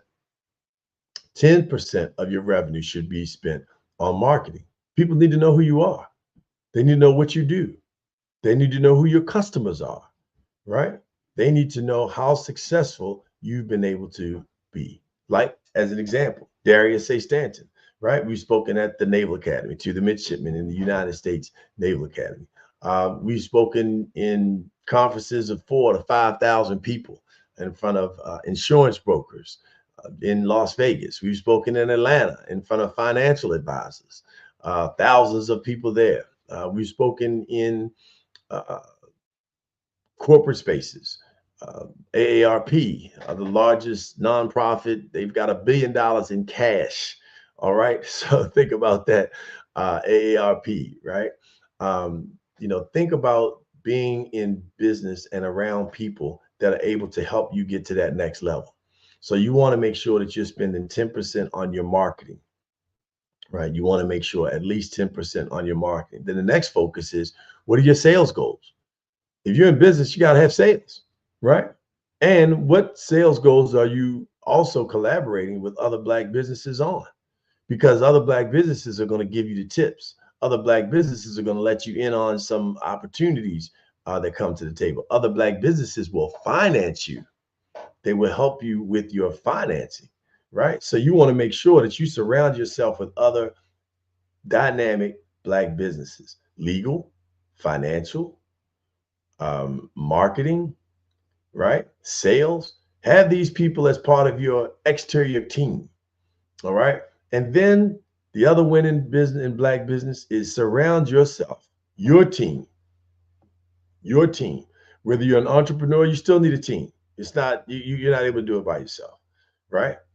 We're going to grow faster. We're going to grow farther if we go together. Don't focus on fast and don't focus on doing it by yourself. Make sure you have a team. So get yourself a strong team and surround yourself with people that are, check this out, smarter than you, equal to or smarter than. Because you need to learn from the people around you. You don't need people around you going to tell you all your ideas are great. They're going to listen to everything you say and just run with it without challenging, without pushing back, without questioning. No, you need people going to ask you tough questions. You need people that are going to check your math behind you. You need people that are going to correct your pronunciation and your grammar and your speech and make sure that your writings and your emails are tight and the things that you're sending out outward facing to the external community are on point, because that's your brand. So you need to surround yourself with people who are smarter than, who are brighter than, who have just all kinds of bubbly energy to help you get to the next level. And you need varying types, as I mentioned, of expertise around you. But to win as a Black business, you definitely have to know your numbers. You definitely have to know your history, know what you come from. You also have to surround yourself with other dynamic Black businesses, and you must know your numbers. That's how we're going to win as a Black business, knowing our numbers. Because now we got tangible goals and targets. And guess what? You must write them down. In order to have your goals in place, in order to bring them into manifestation in terms of your daily affirmations, in terms of things you're doing in the morning, you're building on itself. And you're building on what are my goals for today? What am I working to achieve? What are my goals for today? What are my goals for the month? What are my goals for the year? What are my goals for 5 years? What are my goals for 10 years? What are my goals for 30 years? A legacy plan. You've got to have something in place that's on paper, because guess what? It will attract what it is that you're looking to do. You're waking up with it. You're going to sleep with it, right? You're working on it all day, and you've written it down. You have literally spoke it into existence. You placed it there. You put yourself in a position to win. So that second win is how to win as a Black business. And again, know your numbers. Make sure you've got a strong team around you. Make sure you're marketing with at least 10%. Make sure you're focused on your sales. All right. And make sure that you have a solid group internally around you as a team that are smarter than you. And make sure that you have an external team that's got tons of experience, exposure, opportunities for growth, and people who are looking for you to win. And they know that if you win, they win, then our community wins. Last quick tip on winning as a business, a Black business: cause-related marketing. Cause-related marketing. So find a cause that you really believe in that's aligned with your business, and tap into that cause and start to support and give your time and energy into that cause. And then that cause in itself will start to promote your business, and people will find out about you because of the good work that you're doing in the community. Cause-related marketing. Great opportunity for you to do that. If you're an IT firm and you're doing cybersecurity, go find a nonprofit that does not have a cybersecurity plan in place already. Help them build that, help them put that together, and then you support them, join their board. Now you've got exposure to folks who are doing business on the board. But in addition to that, you're doing something good in the community. So your name is being placed in the community in places that it normally wouldn't. Free advertisement, because, well, it's not necessarily free. You're putting the sweat equity in. You're putting your time and your energy and other resources into that nonprofit to help them keep their information safe. Just as an example of how a Black business in IT can win with cause-related marketing. All right. So we got our first win, which is win on the inside. We got our second win, which is how to win as a Black business, right? And now our third win is how do we win in the community? How do I win in my life? And most importantly, how do we win with our legacy? How do we win with our legacy? Think about legacy. You know, I said you start with that daily win, that daily list of goals, and then that 30-year list of goals. So depending upon how old you are, just take it all the way out to 100, right? Just take it all the way out to 100. And every 5 to 10 years, you write, these are the goals. These are the things that I want to accomplish. In your current business, what is your exit strategy? What is your next? Because, okay, you did this business, you're doing it, it's going well. What's the next business you're going to do? Treat it like my good friend, Dr. Bruce Purnell, who has created a phenomenal transformative life coaching business, where he helps people understand the importance of reprogramming and changing the channel and taking on the mindset of a butterfly. What are you going to birth next? Regardless of your age, regardless of your title and your current position, what are you birthing next? And in order to do that, you have to have an exit strategy for your current business, right? Transitioning to my family. I'm going to sell it for X millions of dollars. You know, what am I going to do? What is my exit strategy with my current business? So that forces you to look down the road and document what it is that you want to see come into place. Next, you want to have that legacy plan written out, right? But that legacy plan should involve, who are you training? What is your succession plan? Who are you putting in place to make sure that your business is going to be intact? To make sure that your affairs are taken care of you as you fade off into the sunset and just on the beach every day. You know, who are you training? Who are you preparing? Who are you creating succession with? Who are your successors? In my case, I have a list of 20, what I call the Darius A. Stanton 20, right? These are 20 people, starting with my own children first, that I'm training to make sure that they are able to go from being winners in their own lives with their own health and safety and leadership, that they're able to do win in business, win in the community, and last but not least, that they're able also to win with their legacy, right? And so training, making sure I have at least 20 people that's in depth that are learning how to do these things that have made me successful. And I gauge success based on, if you have children, what you've been able to do and produce in terms of children and what they're able to do for themselves. What kind of people are they? Are they able to take care of themselves independently, financially, spiritually? That's, gauging success for me. If you don't have children, what have you done to help other people aside from yourself grow? Sure, if you've got your degrees and your business and things of that nature, but what have you done for your community? What have you done for other family members? What have you done to help people around you grow to that next level? To me, that's where you deem and gauge how you gauge success. But what does that look like for you in your legacy? So do you have a will in place? All right. Do you have insurance? Do you have insurance for your business? Do you have a trust?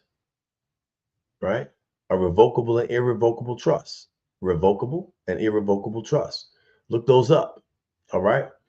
So winning in your legacy means that you're going to have a legacy plan. So let's get our pens out and start today, right after this session, and start writing our legacy plan. This is what I want to achieve. This is how much money I want to make. This is the places I want to own a home. This is the places I want to travel to. These are the businesses I want to be involved in. This is the type of philanthropy that I'm going to do in the community. This is the team that I'm going to train and have surrounding me. These are the people that I'm going to leave in succession of my business and legacy and philanthropy to make sure that these things go on well beyond my years. Just like the pyramids are going on well beyond the years of those who built it. They look just like you. They're winners. You're a winner. I'm a winner. And together we're going to win. That's the win, win, win. That's right. So here we go. As we get ready to wrap up, let me give you the 3 wins again. You got to win inside, win at home. All right. You got to be able to take care of yourself. You got to make sure you got that great routine going. You make sure you're fasting, make sure you're meditating, make sure you're praying and exercising first thing in the morning, get it going. So that you can win at home. You can start with that winning mindset each and every day. And that second win, how do I win as a Black business? I've got to be able to win as a Black business because I'm starting with my why. What is my purpose? What are my natural God-given talents? I've got a business plan. I'm focused on my numbers. I've got daily goals. I've got a marketing budget of at least 10%.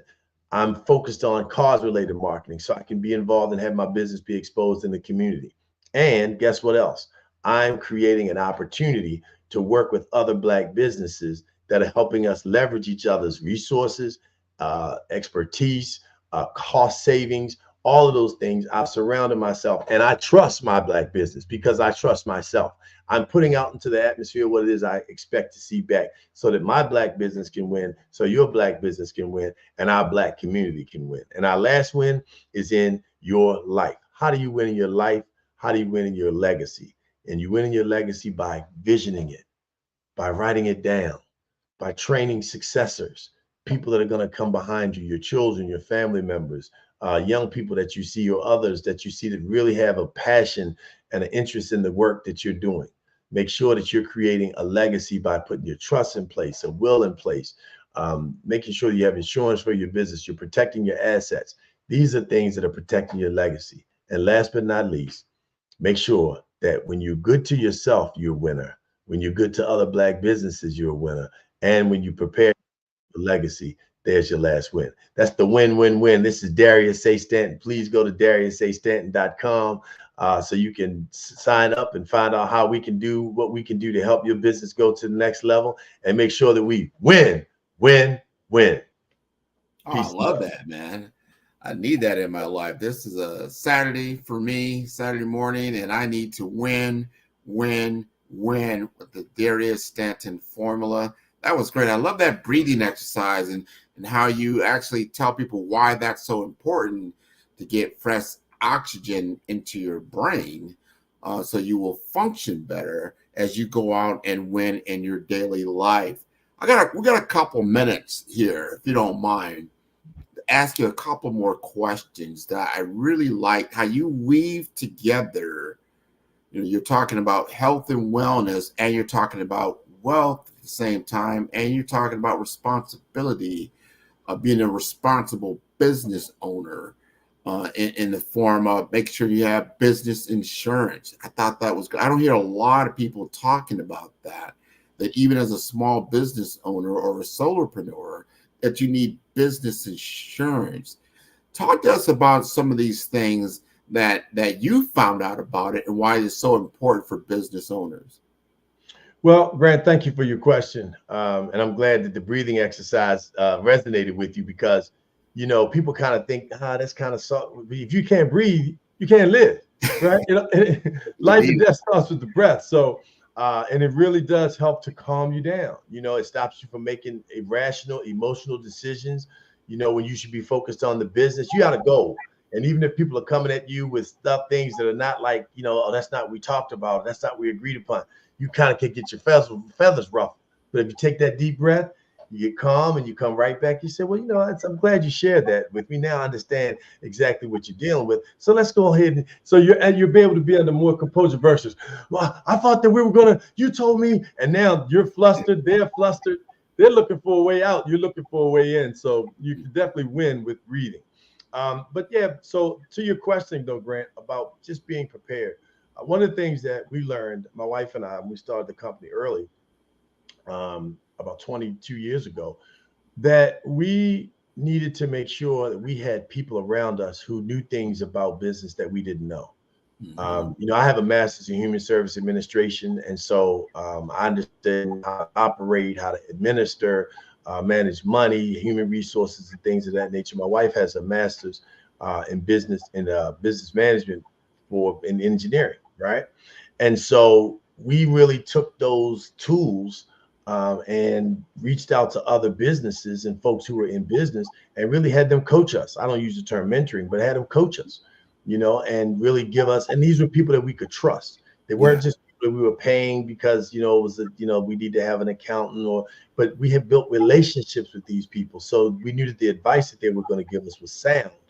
And so surround yourself with people in finance that can help you find money when you need money and capitalization for your business, but also how to protect your money. How to make sure that you're paying your taxes appropriately and making sure that you're filing and your company's in good standing. You got an opportunity for a contract. Somebody wants your business. They send you send them a proposal. Everything's looking good. And then they get your information. They're ready to cut your check, but they send it over to their finance department. Their finance department does their due diligence and they look up, you're not in good standing. Oh my God. It's only $300 a year at your state, in the state of Maryland, to be in good standing. So those are some of the small things that you have to make sure that you do so that you're prepared when that opportunity comes.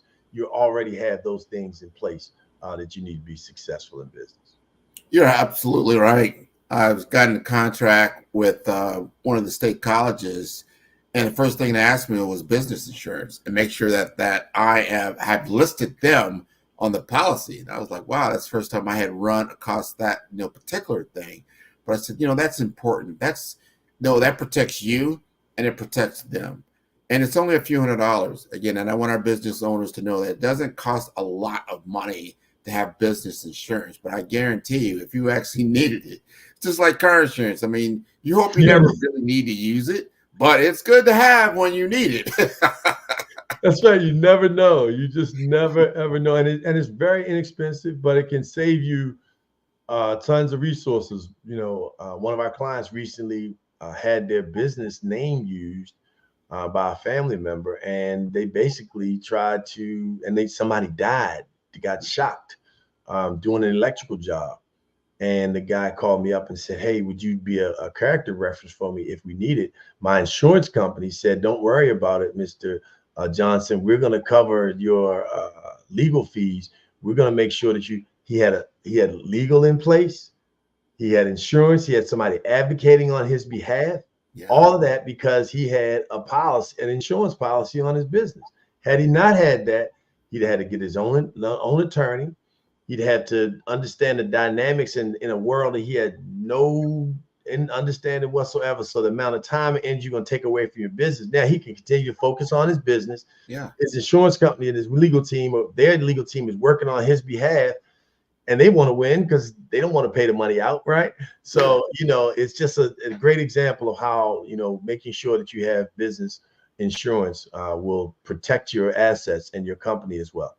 I think that's so important. And before you leave us again, tell us how to get in contact with you, Mr. Stanton. Yes, you can reach me at DAS@DariusAStanton.com. That's our email. Our website is DariusAStanton.com. And the phone number you can reach us directly is 410-703-1898. We love to help you win in the community. We love to help you win as a motivational speaker. 80% of the world is afraid of speaking, so we do speaking coaching, and we love to come in and train your people on how to create a winning environment. That's right. This is Darius A. Stanton with the Win-Win-Win, and I'd love to thank Dr. Kelly and all those folks, you, Grant, as well, and everybody at the Black Business Network to make sure that our young people have the computers and the resources that they need to be successful. So we'll be sending our contribution today, and we ask you to make sure that you contribute to the Black Business Network. Thank you so much. I really appreciate that. Thank you so much for being with us today. Genius is common, and I'll see you on the other side. All right. Peace and love. Peace and love. Wonderful. The Black Business Expo's mission is to raise funds for high school seniors going to college or K-12 entrepreneurs. This expo is a fundraiser for students. You may go to www.blackbusinessexpousa.com to donate to the scholarship fund, or use the Cash App that is on the screen below, and that is $BBXUSA. Our goal is to give laptops and up to $5,000 to 10 students. Students, you can register online at www.blackbusinessexpousa.com. Every dollar counts. So we want to remind you to donate to the scholarship fund. And we would like to thank our Black Business Expo USA sponsors for April 2024. They include NC100, Moody Capital Partners, Suede Soul, The Hello LLC, Lotus for Shade Coaching and Training, Carolina, Virginia Minority Supplier Development Council, Step Management, Barbara H. Smith LLC, 5-Star BDM, Margie McLean Foundation Incorporated, Genius is Common, Earth Essentials, Milani Shani Global, Executive Women's Success Institute, The Quality Coaching Company, Superwoman Business Services, Creative Force Studios, Lee Entertainment, Artistic App Design, Black Business Expo USA. Genius is common, and I will see you on the other side. I am from Washington, D.C., but I was raised in Durham, North Carolina. I came to Durham when I was about 5 or 6, and then I traveled back and forth to D.C. because it's where my people are from. One of the unique things about my family is my mother, she's also an artist. She does quilting, and she does a lot of artistic things. And then my son, he draws with both hands, his right hand and his left hand, like I do. So that's kind of a family trait. And then my other son, he's a videographer, and my daughter, she works, she's a regional vice president for Sunglass Lab. When you start out drawing and sketching, you want to continue to explore, each avenue. I do pastels, I do pen and ink, I do painting, I do acrylics. I haven't done oils yet, but I try to do all facets of art. What I say to a lot of times to people is, you can't put yourself in a box when you're an artist. You have to explore. And over the course of my life, I've tried to explore different mediums. I also do sculpture as well.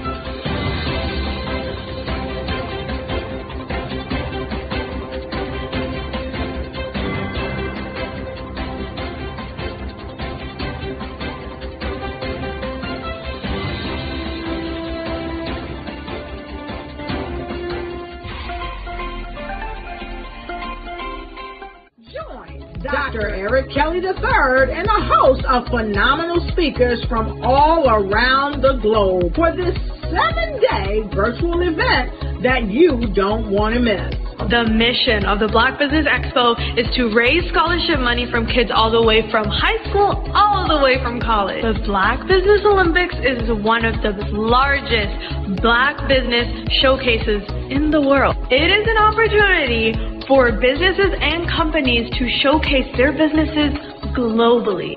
We are going to be giving away laptops up to $5,000 away to students. Again, I'm Olivia Appleberry, the founder of 2 Cents Finance and one of the speakers for the expo. I am so excited to see you there. For more info, go to www.blackbusinessexpousa.com or call 919-308-9090 and hope to see you there.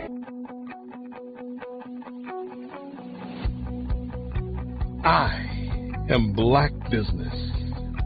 From the moment I wake until the time I sleep.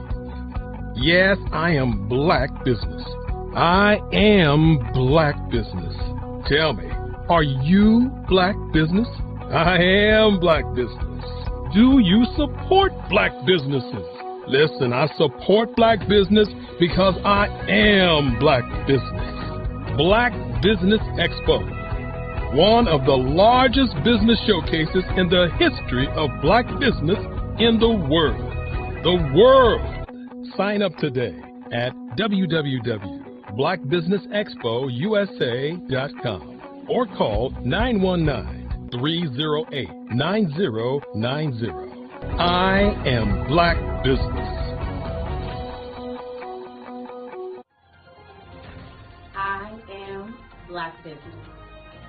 From the moment I wake until the time I sleep, I am Black Business. I am Black Business. Are you Black Business? I am Black Business. Do you support Black businesses? I support Black business because I am Black Business. Black Business Expo, one of the largest business showcases in the history of Black America in North Carolina. Join Dr. Eric Kelly III and a host of phenomenal speakers from all around the globe for this 7-day virtual event that you don't want to miss. The mission of the Black Business Expo is to raise scholarship money from kids all the way from high school, all the way from college. The Black Business Olympics is one of the largest Black business showcases in the world. It is an opportunity for businesses and companies to showcase their businesses globally. We are going to be giving away laptops up to $5,000 away to students. Again, I'm Olivia Appleberry, the founder of 2 Cents Finance and one of the speakers for the expo. I am so excited to see you there. For more info, go to www.blackbusinessexpousa.com or call 919-308-9090 and hope to see you there. I am Black Business. From the moment I wake until the time I sleep. Yes, I am Black Business. I am Black Business. Tell me, are you Black Business? Black Business Expo, one of the largest business showcases in the history of Black business in the world.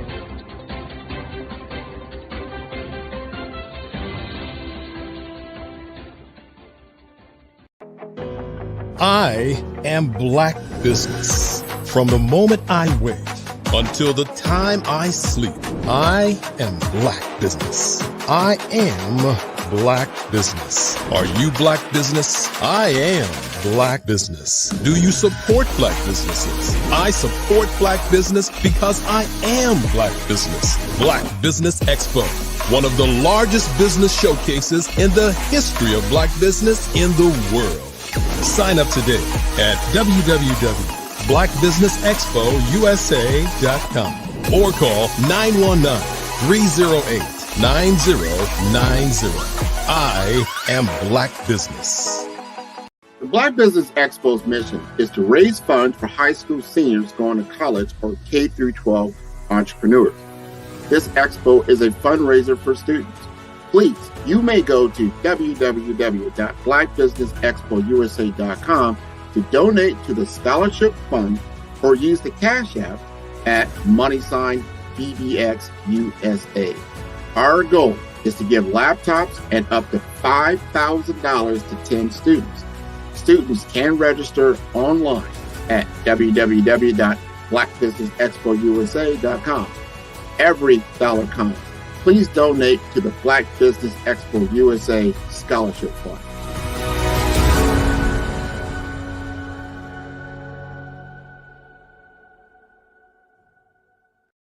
Follow the Brand TV broadcast host, Grant McGaw, as he visits with top executives and entrepreneurs to find out their secrets of success with their personal brand. Follow the Brand TV broadcast host as he focuses on brand development to build better relationships, bring value to your business, relationships, and career. You will enjoy listening to each episode that is tailored to speak to you directly. If you're looking for this type of clarity in terms of building your brand, you have tuned into the right station. Each episode will help you to shape a conversation in the 5-star BDM network of 20,000 professionals and become a springboard for your corporate engagement and business opportunities. Each guest will frame their story in the areas of personal branding, business development, career development, financial empowerment, and technology innovation. Grant McGaw explains why he is the CEO and owner of his own professional career. Grant is an accomplished business leader and entrepreneur who wants to give back to individuals to grow their personal brand strategy. Tune in as he weaves his story about new possibilities, while to you exceed expectations. If you love storytelling, this show will make for fun. 5-Star BDM, Brand Development Masters, is a professional consulting and advisory group keenly focused on business development services for the small to mid-sized business and entrepreneurs. Although every business is unique, they often share business development challenges that can be addressed through smart branding.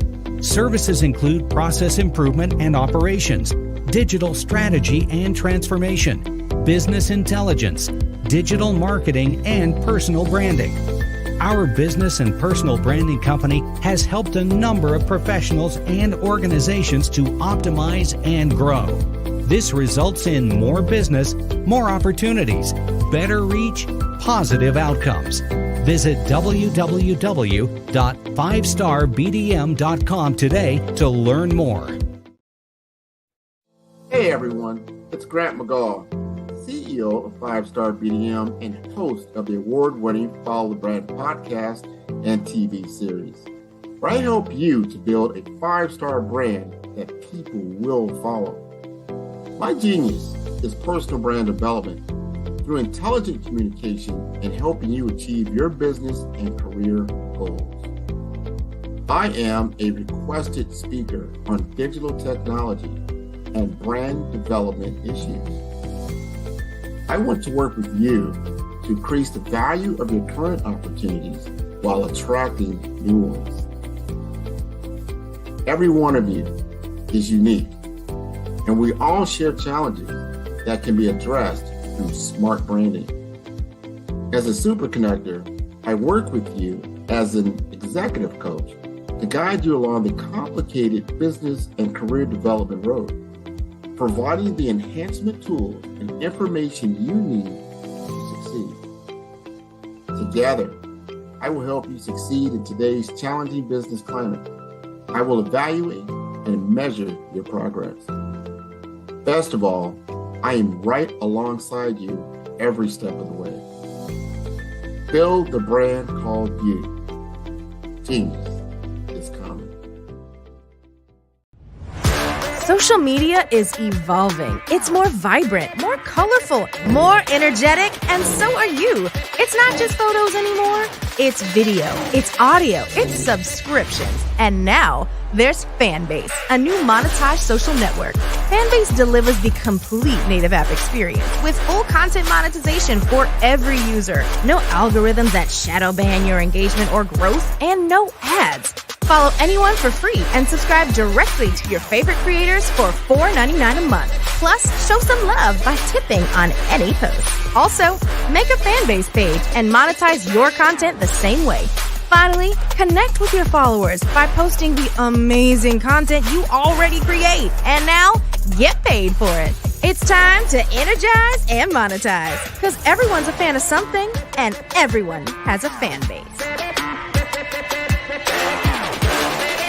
Sometimes you got to hear the news from the Black perspective, and more specifically, Black publishers. And that's exactly why you have to download the HeyTie app, the largest mobile app delivering breaking news, videos, and podcasts from 200 of your favorite Black publishers. Yes, 200 Black publishers delivering news as it happens, literally all in one app. Go to HAYTI.com or download the app in the Google Play Store or Apple App Store. It's completely free, along with information that you can trust, so go check them out. I am a child of the Most High God. He has gifted me in ways that I could not even imagine and didn't know.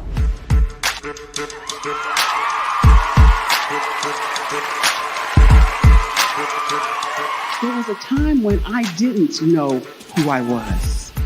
I listened to other people tell me who I should be, what I should do. I listened to people telling me that I should be a boutique owner, that I should be a construction manager, that I should be a laborer. Have you ever felt like you should do something else, be something else, go somewhere else, be wherever you wanted to be, and you felt like you were in a box? Anybody in the room? And you couldn't get out? Anybody in the room? And you kept trying to go and go and you couldn't get out? Anybody in the room? But let me tell you, you need to rock the box. Rock the box.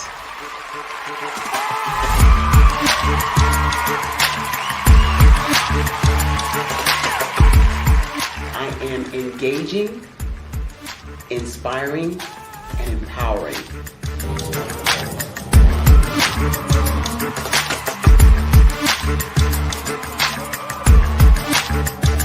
I would give you everything I know. Just by touching you, if I could, by osmosis, give you every single thing I've learned, I've gone through, I know I would. We know that's not possible, but as it is possible, I love to share information with people. Some of you out there, people have told you that you can't be, you can't have, you can't do. But I will tell you, like Kingston said, you can, you must, and you will. If it's to be, it's going to be me. You got to say it. If it's to be, it's going to be. If it's to be, it's going to be. If it's to be, it's going to be.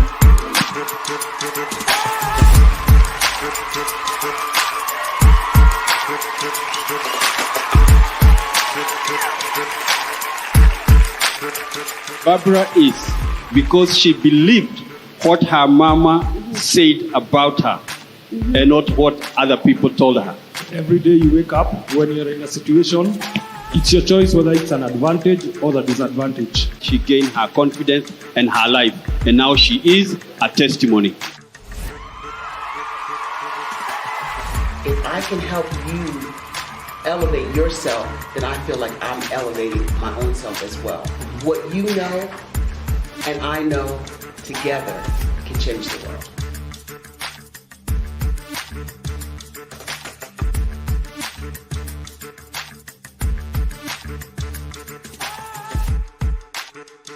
I was born in a little village on the island of Haiti. Many deadly diseases pounded me.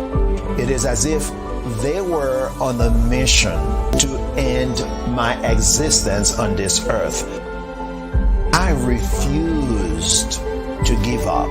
In 1983, I left Haiti and came to the United States of America.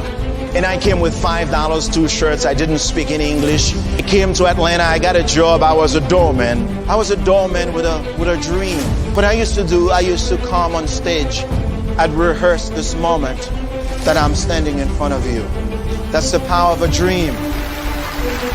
Maybe today is the day you begin acting as if you already have it. And then step out with full force. Take a risk.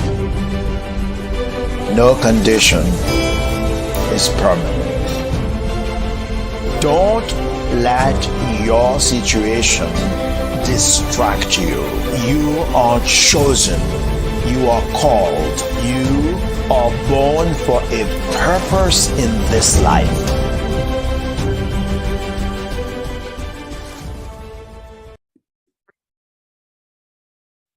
Hello, I'm Dr. Madeline Ann Lewis, President and CEO of the Executive Women's Success Institute.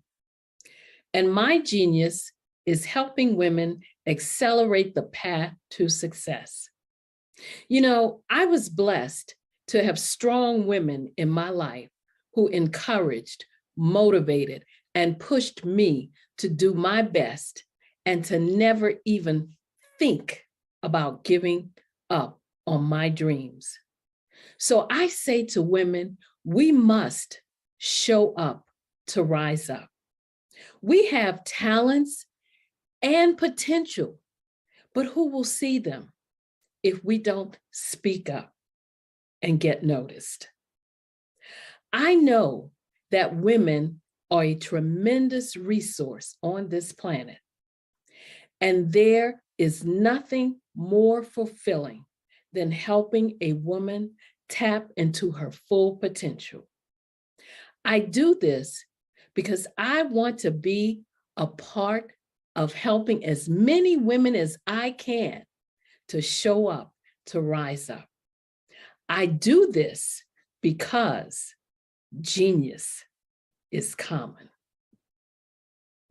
Phenomenal Tanya T. Wise, who is here from the great state of Maryland. Tanya, welcome and thank you for being with us today. Can you indulge our audience a little bit and tell them just a little bit more about who you are and what it is that you do? Well, I love being able to talk to people and have a magnetic attitude, being able to just show them. So I always like to say, level up is Coach at Tanya T. Wise here. So can you tell our audience, just give them a teaser about what your presentation will be about?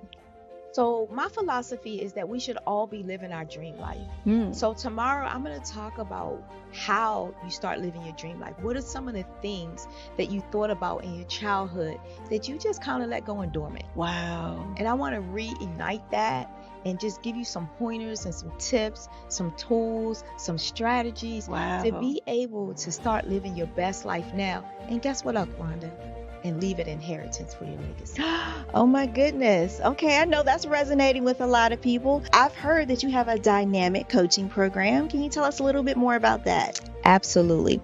So our coaching program help people that have the lack of time, that lack strategies, and lack the confidence to go after their dream life. So we help them implement tools, we help them implement strategies, as well as give them resources so that they can live their best life now and leave that inheritance. Wow. Oh, I love that. I love the leave the inheritance part.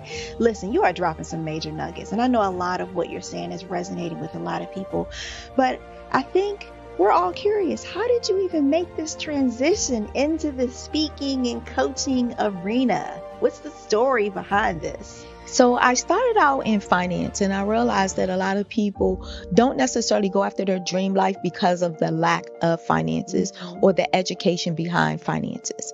But it wasn't until I lost my firstborn, my only son, that life changed for me. And where I was going after it all, living the corporate life, hit my 6-figure income and living in my dream house with my dream man, driving my dream car. I nearly lost it all when I lost my son. And so I realized it only takes one financial catastrophe that can change your entire life.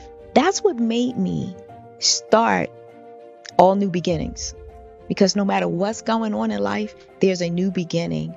And because of that, we develop a program called Wise Minded. My little slogan is, don't just dream it, Let's live it. If they want to connect with you or work with you, what is the best ways for them to be able to do that? Well, for my social media guru, you can connect with me on every single social media platform as Tanya T. Wise.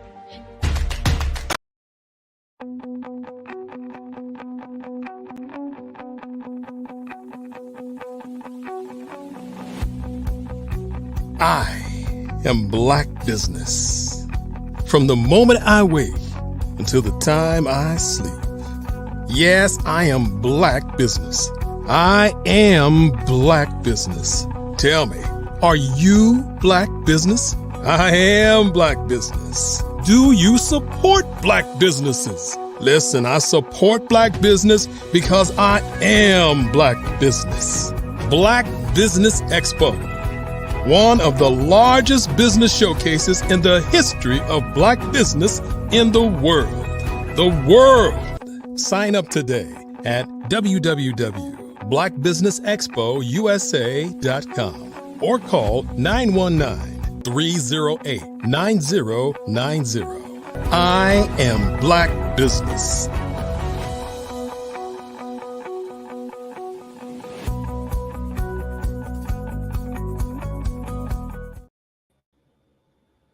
Good day, business owners, entrepreneurs, thought leaders, and corporations. Welcome to the Black Business Network. My name is Grant McGaugh, CEO of 5-Star BDM and host of the award-winning Follow the Brand podcast and TV series. I am your business moderator for this day on the Black Business Network. The Black Business Network is a 24-hour business network showcasing Black businesses, business owners, entrepreneurs, and thought leaders worldwide. We have speakers from North Carolina, London, Singapore, Africa, Japan, and cities all over the United States. The Black Business Network is a global community sharing its business knowledge to empower, inspire, and educate businesses about business. And we're going to have today with us Coach Melvina Ford, author of What the Hell? A Life Testimony and What the Hell? Her Rise from the Ashes. She is a transformative life coach dedicated to empowering women through holistic health and wellness practices. She specializes in spiritual healing and counseling, offering a sanctuary for women to release emotional burdens and find balance amidst their service to others. Using non-conventional methods such as meditation, Reiki, Akashic healing, and cognitive behavioral therapy, Coach Melvina addresses the root causes of mental and physical ailments, often linked to repressed past life traumas. Her unique mirror moment reflection sessions encourage deep introspection and healing. Coach Melvina's journey through her own personal struggles has imbued her with empathy and resolve to help women recognize their inherent power and embrace a life filled with love, joy, and success. Let us welcome Miss Melvina Ford. Hi, Grant. How are you doing today? Yeah, wonderful. How are you? I'm great. It's good to see you again. Always a great blessing. I know you're going to bless us with some really, really good energy. I cannot wait to hear what you have to say. Genius is common, and I will see you on the other side. Hello, everyone. How are you doing today? It is great to be back on the Black Business Network Olympics. And again, I am Coach Melvina. My genius is, I'm starting to see that now, my genius is being a life coach, a holistic counselor, personal cheerleader, cognitive behavioral therapist, and altogether work-life balance advocate. I just came up with that, by the way. So why do I say that? Especially the last one, work-life balance. A lot of us don't have that. We don't know how to do that. We don't know, what do we do to balance our work and our life? If you think about it, majority of the day, those of us that are working daytimes, in the day, we have daytime jobs, 9 to 5. I still do. And I also have a business.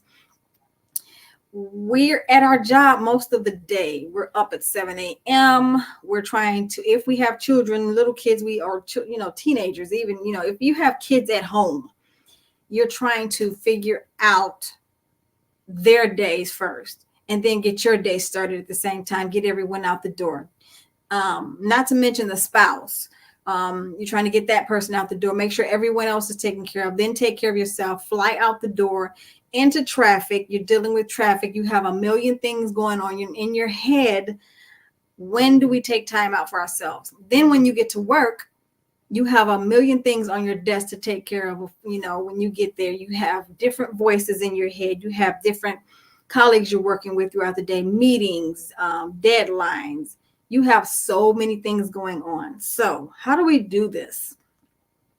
The one thing I want to stress about today is the business. The business side of this, the work life side of this, because what are we doing in our businesses to help our employees be the best they can be? I'm going to give you my testimony, seriously, because I've seen it, and that's why it's so important to me. I can recount how many times in a job that I've seen employees stress out. I mean, they're at their ninth moment. They're at their ninth live. If you want to, look at it from a cat perspective, they're at the snapping point and no one's really paying attention. Everyone's like, well, just go get a coffee or go take a walk or something. And sometimes those little short methods can help. But on the spectrum of the whole, when you're looking at it on a whole, it's not that good. It's not enough. We need to have outlets individually. Again, think about what I just said in the beginning. You start your day off with everyone else on your plate. You could have had an argument with your mate. Your child could have had a meltdown. The school could have called you about anything could have happened between the time you leave home to the time you go to work. Something could have happened the night before. You don't know what other family dynamics are going on. And we're expected as individuals to walk through their door and drop everything at the door. But we forget that we're individuals, that we're human, and there's a human side to us. And you can't just shut it off like a water faucet. It's just not possible, because you can take into work emotions and everything, and you're trying to get it together. But the thing about it is we're in fight or flight mode at that point. So now you come into work and everyone's asking you what's going on. Part of us, or majority of us, we don't want to talk about it. We want to forget about it. We want to shut it down. Because we have to focus on work now. So everything that we've been harboring on the inside, it's sitting there on our chest. We're already stressed. So now we've taken one stress, we put it to the side. We haven't addressed it. Now we're dealing with other stresses. You have 5 deadlines. I've seen it so many times myself, working in a space where you're so stressed out until they think they're helping. And most jobs really try to figure out how can we help them, and they give you outside services and we'll pay for it. What if you don't have the time to go to the outside service? What if you don't have the finances? Most jobs pay for those situations, which is a total blessing to be able to have those things. But what if you had a little bit more? What can we give more to help our employees on the job? Why don't we incorporate some type of modality within the job? Now, again, small businesses may not be able to do it, but there should be something you can give. There was a nursing skill facility that I work for. I'm not going to give the name or anything. And I would see these nurses work their tails off, running from one end of the building to the next. And not even to mention COVID. We were like all the administrative team. We were all certified to become TNAs. So you have the CNAs, you have the nurses, and then you have TNAs, which are temporary nurses assistants. So we were jumping in the fray with them. So take my job, for instance. I was a front desk receptionist and administrative assistant. So I had to man the phones, monitor the front door during COVID. Mind you, when they say front line, I was front line literally. The nurses, they took on the people after, they got in the building. I was the door. I was the person that they came into the door. They had to see me first. So it was amazing and a godsend that I did not have COVID. I did not get COVID. Thank God right now I have never gotten COVID, so I'm happy about that. So I was frontline though. I was dealing with incoming paramedics. I was dealing with sick patients at the door waiting on their rides. I was scheduling appointments for these people. If the ride didn't come, I'm calling rescheduling. I'm literally nutting up on people who aren't helping my patients. If anything flaked out, I was frontline. Family members coming to the door to drop off food, clothing, or whatever the families need. I'm there catching all this coming in from the outside. Now, mind you, all I have is a mask. So routine became when you go to work, we didn't even wear our work clothes anymore. Well, most of us did not wear our work clothes anymore. We all got scrubs. Literally, we got scrubs. So when we got home, the first thing we did, once we hit the door at home, strip and head straight to the shower. And those clothes went into a plastic bag because we did not know. We got COVID in the building, I think twice. And we had a phenomenal team each time to make sure those patients were taken care of. And we had a few nurses every now and then that did catch it, but they made it through it, thankfully. I mean, these are the stresses that we went through, and they had nowhere to go to. So all we knew to do was drink coffee, keep it moving, order lunches for each other, and just try to keep it together. One thing I will say we did have is a activities director who she made it easy for us. She gave us games like bingo to play. And she did bingo with the residents that were there, but she opened it up for also the employees. So during those times when we were stressed out, we needed something to go to. We needed an outlet.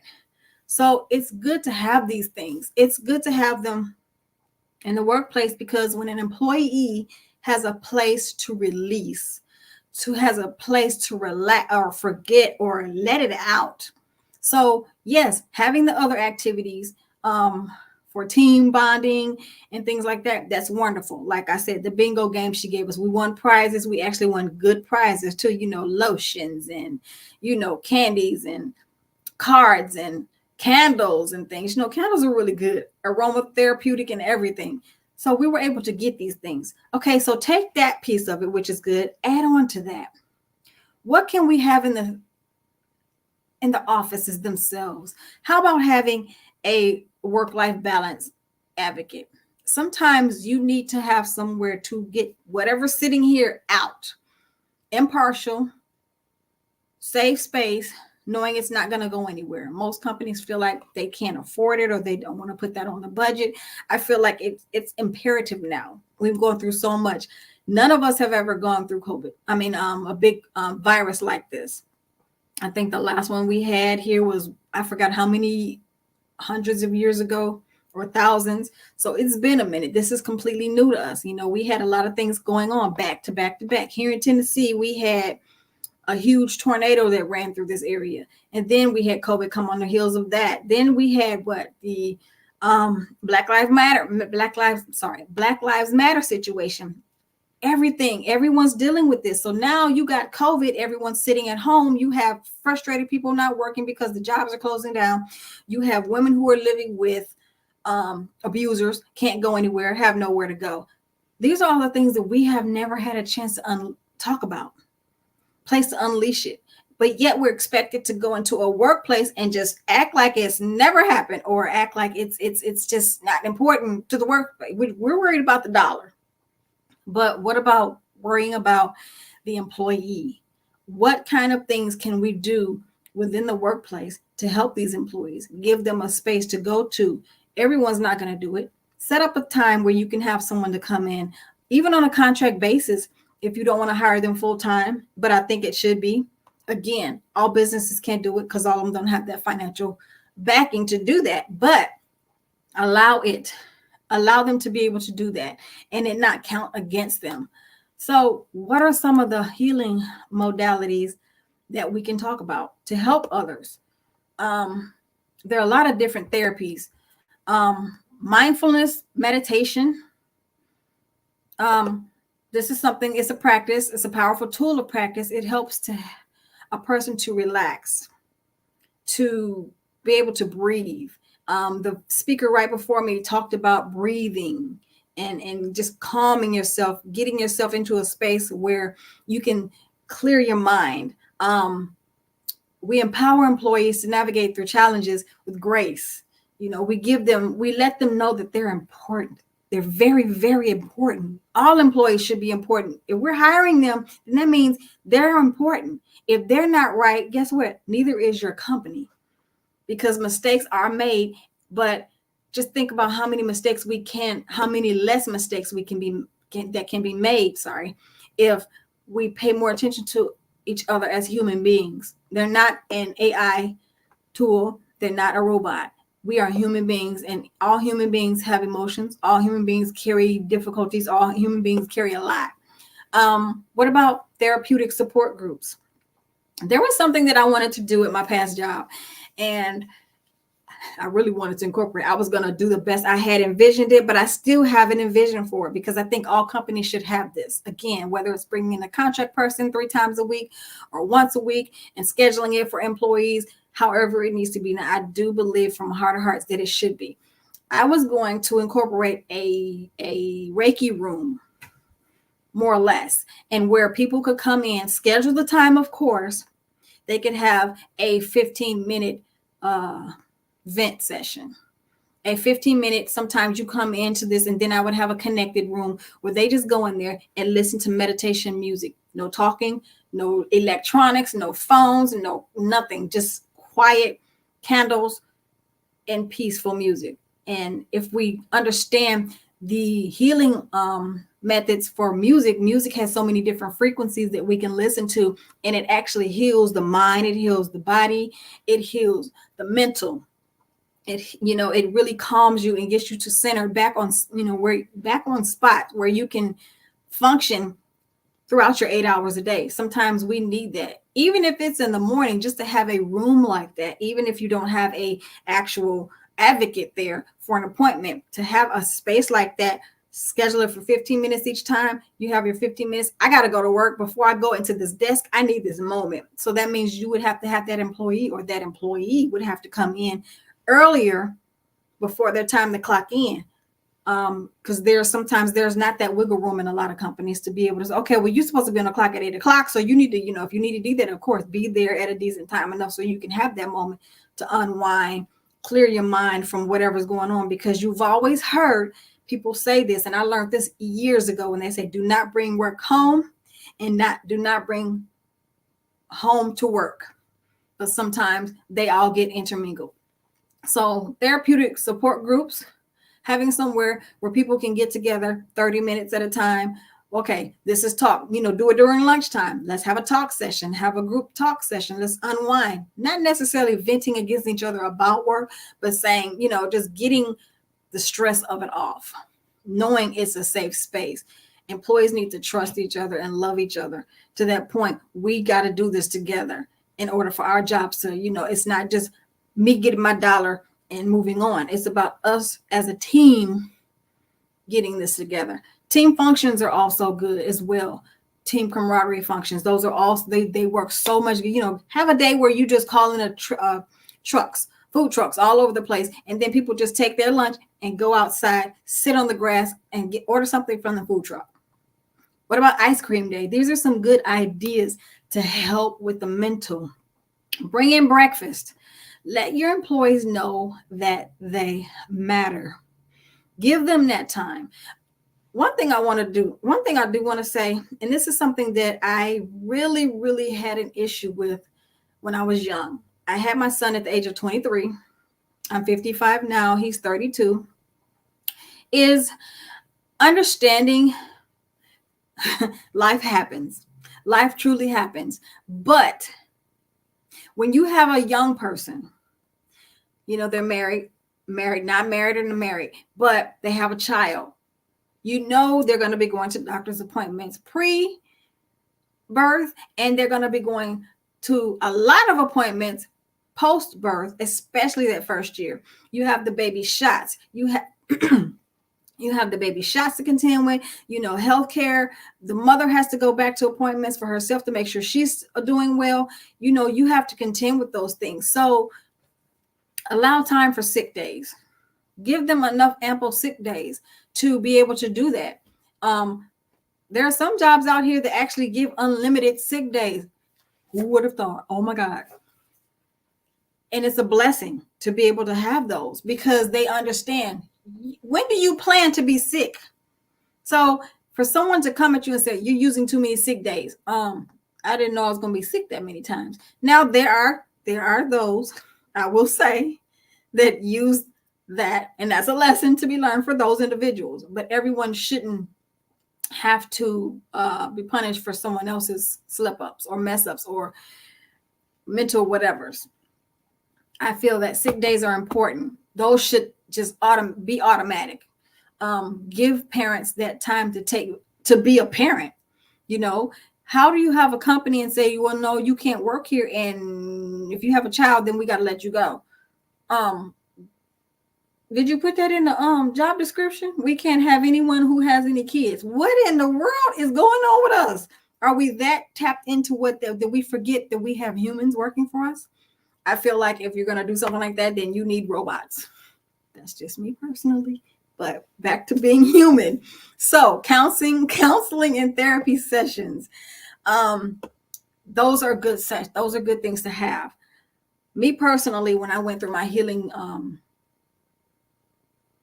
my part in healing in life, I was again young. I was about 30. And I went to the psych ward. Not going to tell the story right now. You have to get the book. And he did tell you what the name of the book was. What the hell, a life testimony. But yes, I did go to the psych ward. I was in there 12 hours. Saw a lot. For me personally, that was not the mode for me to go to, because I felt like I was being talked at. I was being put down. I was not being helped at all.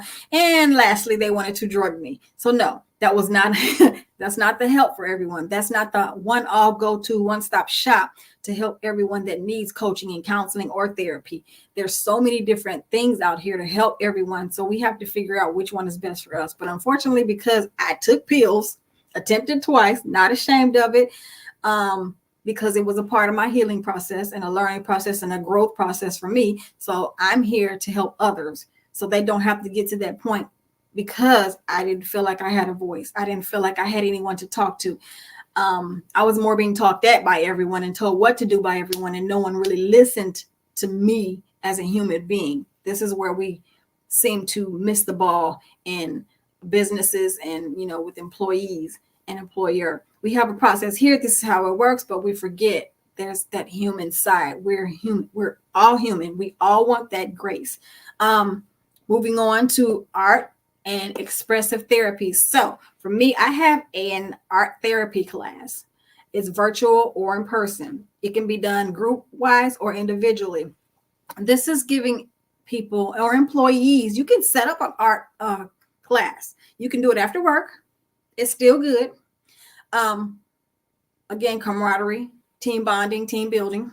And it gives you a chance to express. So say, for instance, if you are at work and you're having this art therapy groups event at the end of the day, or say everyone's joined up, however many people, and you come in there and you're given this space to express what you are feeling on this canvas using whatever color. Sometimes it may come out a little bit deep or dark, but if that's what you're feeling, you get a chance. But then at the end of the session, or when everyone's done painting, those who want to get to come forward and talk about that painting and where it's coming from and how you feel. Again, it's voluntary, but this is your way to get whatever's inside of you out. So you're not sitting there on emotions and then you take those same emotions home.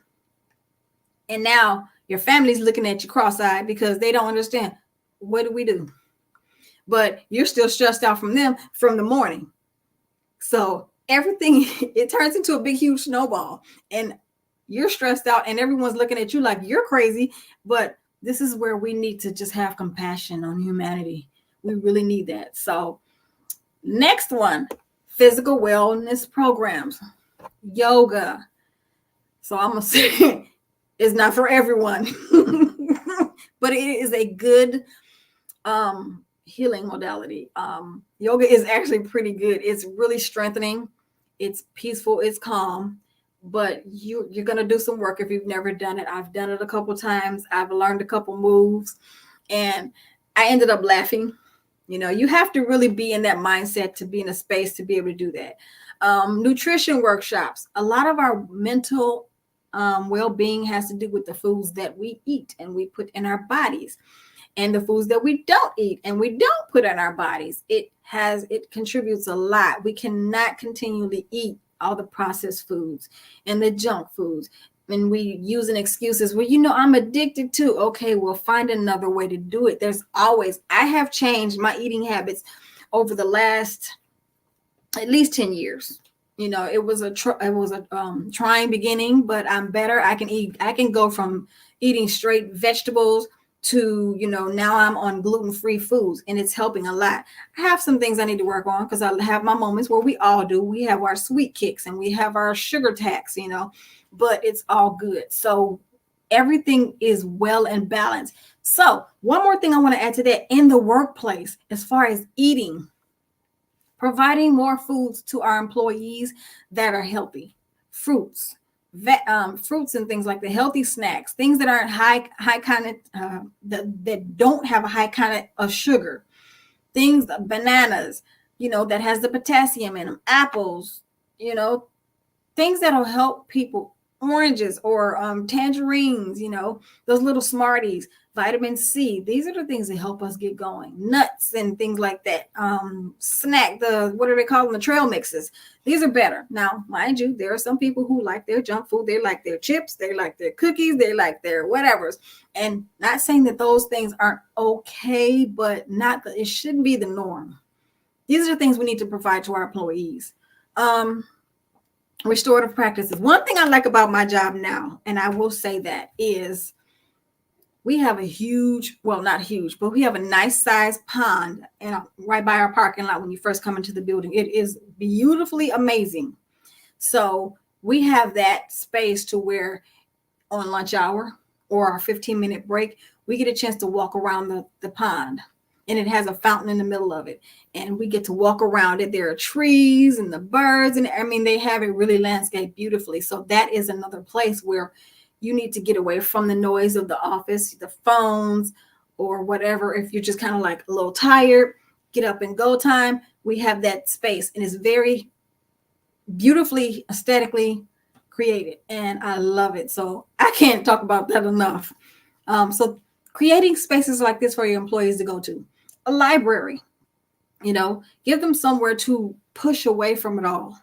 These are just some modalities. Breath work. So this next piece I'm going to go over really quick because my time is winding down. And I'm pretty sure Hugh is going to be popping up really fast. So let me make sure I'm on the right page with that. And that is making sure that I tell you about what's going on with me. So some of the things that I do, art therapy. Again, I talked to you about that. I told you what that was all about. Meditation. I believe that meditation helps others. Some feel like they need to sit in this yoga pose or legs crossed and everything. Meditation, you can be sitting in your car and dead quiet. How many of you have actually just wanted to sit in your car with no noise away from everyone? And it's just the best thing in the world. Sometimes I go out to my car on lunch hour, sit right by the pond. I may crack the window a little. I may even put on meditation music, but I just sit there quietly and I let it roll. Meditation is good. Giving time for that. And the job, what's wrong with it? Have someone come out and do it for once a week or even twice a week. Meditation. Create a wellness room. I think every job should have that. It should not be just for women nursing babies. Yes, they need that. Those are also needed in the workspace, you know, and I do appreciate the fact that we have a wellness room for the mothers, but we also need it for those who are just having migraines. You don't know why. Everyone has migraines a lot, you know, depending on, especially where you live. In our area, we get a lot of the atmospheric barometric pressure and everything. And it's hard to think straight sometimes. And the headaches just keep coming. I know, because I get them. Having a wellness room for someone to go to just to do meditation. Sometimes you just want the peace and quiet. Give them that. What about A couple of things that you can have someone come in and do empowerment sessions for a whole team. Schedule someone to come in, pay someone to come in and give an empowerment session for each for everyone that wants to do it. Some people don't like it because when they think about healing, when they think about therapy, you know, when they think about psychotherapy or anything like that, they think, I don't need any help. We all need help. We really do. Another thing is helping people to figure out or give them modules or worksheets or something to go and just, how am I feeling today? You know, give them that room, that same room where they can go in and do meditation. They can go in and get healing. They can go in and just, you know, listen to meditation music and the candles and everything. Give them that aesthetic, but give them sheets to work out. How am I feeling today? And they just get to write it out. I mean, get it out. Sometimes you need to just journal everything and get it completely out. I mean, I don't care what you say on the paper because no one's going to really be looking at it. Now, if you leave it out and someone sees it, then I can't help you with that part. But, but, you know, get it out of yourself. Give employees that space to go somewhere and do that. Those are some really good options. Me, myself, I also have 2 empowerment classes, and I'm trying to reach out to employers in my area or virtually if they want to do something like that, because one is Empower, Achieve, Succeed. This is where you get to have that space to understand why you're upset, why you're mad, what's going on, what's affecting you at work, and why is it affecting your production? You know, why can't you function at work? What's really irritating at work? You know, we need to start listening to employees instead of saying, just go deal with it and work. Another one is the who am I? You know, sometimes we come into jobs and we're just listening to what everyone else is telling us to do, and we're going on with it, and that's it. What you do. Okay, I got to do this. Okay, and we become robots. We forget that we're human because we're so busy doing for everyone else. And this is where us as employers, we need to realize, okay, we need to check in with our employees. How are you doing? It's okay to have team meetings. It's okay to have one-on-ones. But is that one-on-one just about your productivity? Or is that one-on-one really saying, okay, where are you? I can see something's not going on right. How can I help you? What can I do to help you become a more productive person? Because most times when people start jobs, they start jobs because first of all, they need the money because they need to survive. They need to take care of their families. But I don't think that a lot of people really want to just go into a job for that all the time. You know, they're looking to find themselves, which is why I have a Who Am I course that people take. Who am I? Once you find out who you are, then it makes you do whatever job that you pick a better job, you know, until you get to do what it is you really like to do. So hone in on each individual, not just what it is they do for you to make the dollar, but hone in on everything. Honing them as a whole. Take the personality tests. Those are really good to help help that person find out who they are as well and what they're good at, what their strengths are, what their weaknesses are, and where they need to go. That's what I wanted to share with everyone. You are wonderful. You shared a lot. Thank you. Yeah, you out of breath now? I am. Again, man, and I'm glad. And I will let everybody know that does not, can't see you live. You will be on replay because a lot of that information you just shared is so great that we can then take to heart. And I love how you talked about the COVID story and what people literally went through. And they've got to start looking at how we process some of this trauma and really begin to talk to somebody. So I thank you for sharing. And one more time for our live audience, how do they get in touch with you? You can contact me 2 ways on my website, which is www.rebirthholistic.com, or you can email me at rebirthdimension@gmail.com. No, that'll work. That will work. I thank you again for being on the Black Business Network, the Black Business Olympics. Genius is common, and I will see you on the other side. Bye. That was wonderful. We got to continue to remember why we are doing what we are doing to help our community to grow, to get stronger, and to be a better place for a lot of different people. And as a reminder, the Black Business Expo's mission is to raise funds for high school seniors going to college or K through 12 entrepreneurs. This expo is a fundraiser for students. And you may go to www.blackbusinessexpousa.com to donate to the scholarship fund, or use the Cash App that is on the screen below, and that is $BBXUSA. Our goal is to give laptops and up to $5,000 to 10 students. Students, you can register online at www.blackbusinessexpousa.com. Every dollar counts, so we want to remind you to donate to the scholarship fund. And we want to thank our Black Business Expo USA sponsors for April 2024. And they include NC100, Moody Capital Partners, Suede Soul, The Hello LLC, Lotus Richey Coaching and Training, Carolina, Virginia Minority Supplier Development Council, Stat Management, Barbara H. Smith LLC, 5-Star BDM, Margie McLean Foundation, Genius is Common, Earth Essentials, Milani Shani Global, Executive Women's Success Institute, The Quality Coaching Company, Superwoman Business Services, Creative Force Studios, Lee Entertainment, Artistic App Design, Black Business Expo USA. Genius is common, and I will see you on the other side.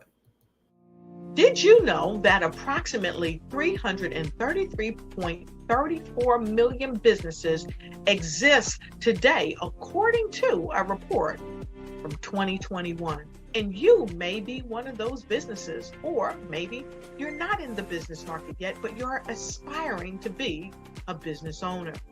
Well, guess what? You're in the right place at the right time. Because let's face it, everything is about timing and opportunity. Hi, my name is Dr. Lotus Richey, and I'm the CEO and founder of the Lotus Richey Coaching and Consulting LLC, along with the Lotus Richey Ignite Show. 15 minutes of success with Dr. Lotus Richey, as well as books to boom your business and bring who you are. And today, I want to bring this amazing message to you about the Black Business Network and the Black Business Olympics.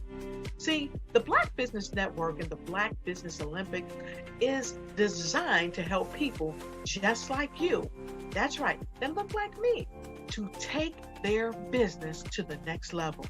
Not just in your front yard or your backyard, but globally. The Black Business Network and Black Business Olympics is designed not to just help you survive, but to help you thrive. So join us today as we come together with businesses all around the world to support our students, our children, our young teens, our young entrepreneurs. What we do is we come together to help raise funds for students who are aspiring to be business entrepreneurs, who are aspiring and who are thriving in college. We endow them with a wonderful opportunity to gain scholarship of either a laptop or several thousands of dollars. And we invite you to help be a contributor to this amazing opportunity to help someone that looks just like you. So join us today at our website and let us connect with you and help you ignite and take flight in every area of your life on the Black Business Network and the Black Business Olympics. I'll see you on the other side.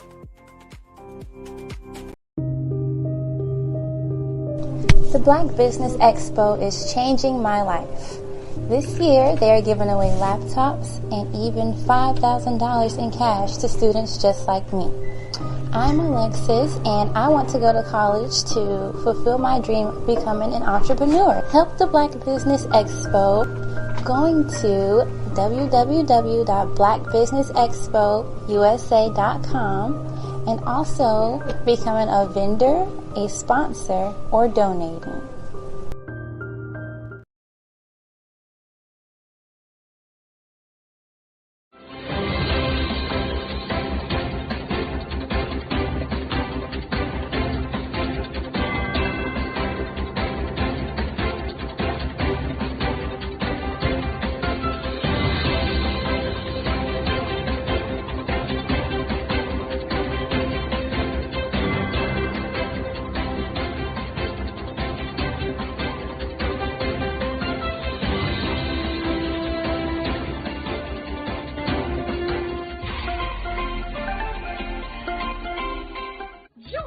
Dr. Eric Kelly III and a host of phenomenal speakers from all around the globe for this 7-day virtual event that you don't want to miss. The mission of the Black Business Expo is to raise scholarship money from kids all the way from high school, all the way from college. The Black Business Olympics is one of the largest Black business showcases in the world. It is an opportunity for businesses and companies to showcase their businesses globally. We are going to be giving away laptops up to $5,000 away to students.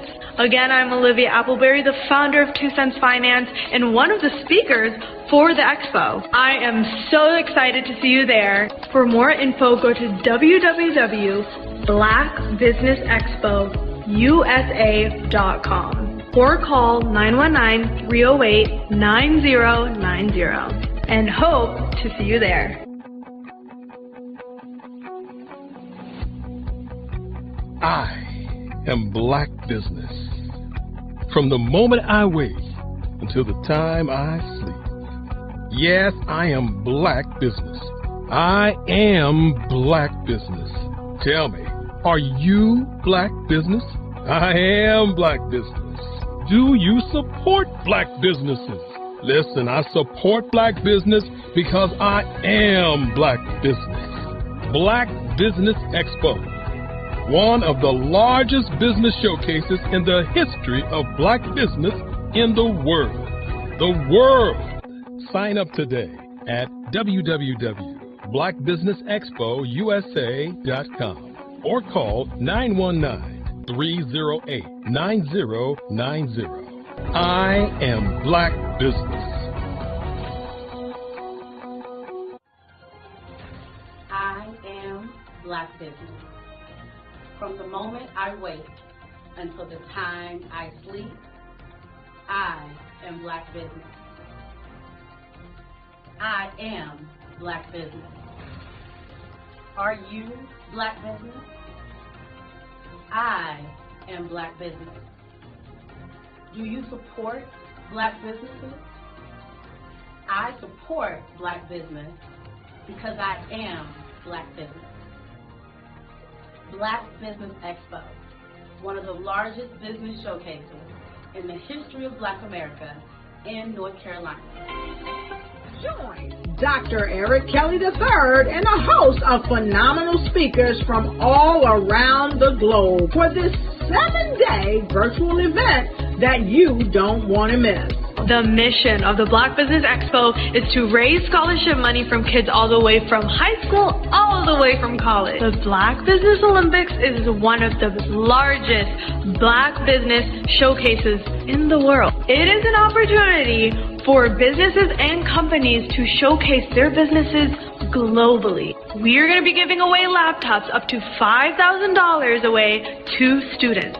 Again, I'm Olivia Appleberry, the founder of 2 Cents Finance and one of the speakers for the expo. I am so excited to see you there. For more info, go to www.blackbusinessexpousa.com or call 919-308-9090 and hope to see you there.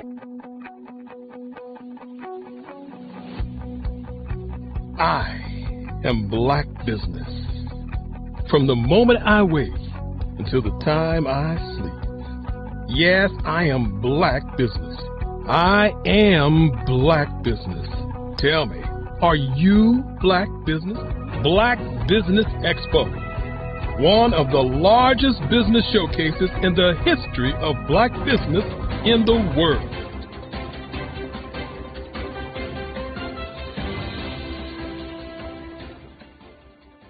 Hey, it's your girl Colette V. Smith. The V is for victory. My mama would tell you the V is for Veronica, but it's Colette V. Smith, the NFL's first African-American woman to coach in the history of the National Football League by way of being the first female in 2017 to coach in New York Jets franchise history. Today, I'm the founder of Believe in You Incorporated. Believe in You Incorporated. I got here because I didn't limit myself. I started thinking freely, living life freely. Don't limit yourself. Unleash your power, the power that God created you to be and to have.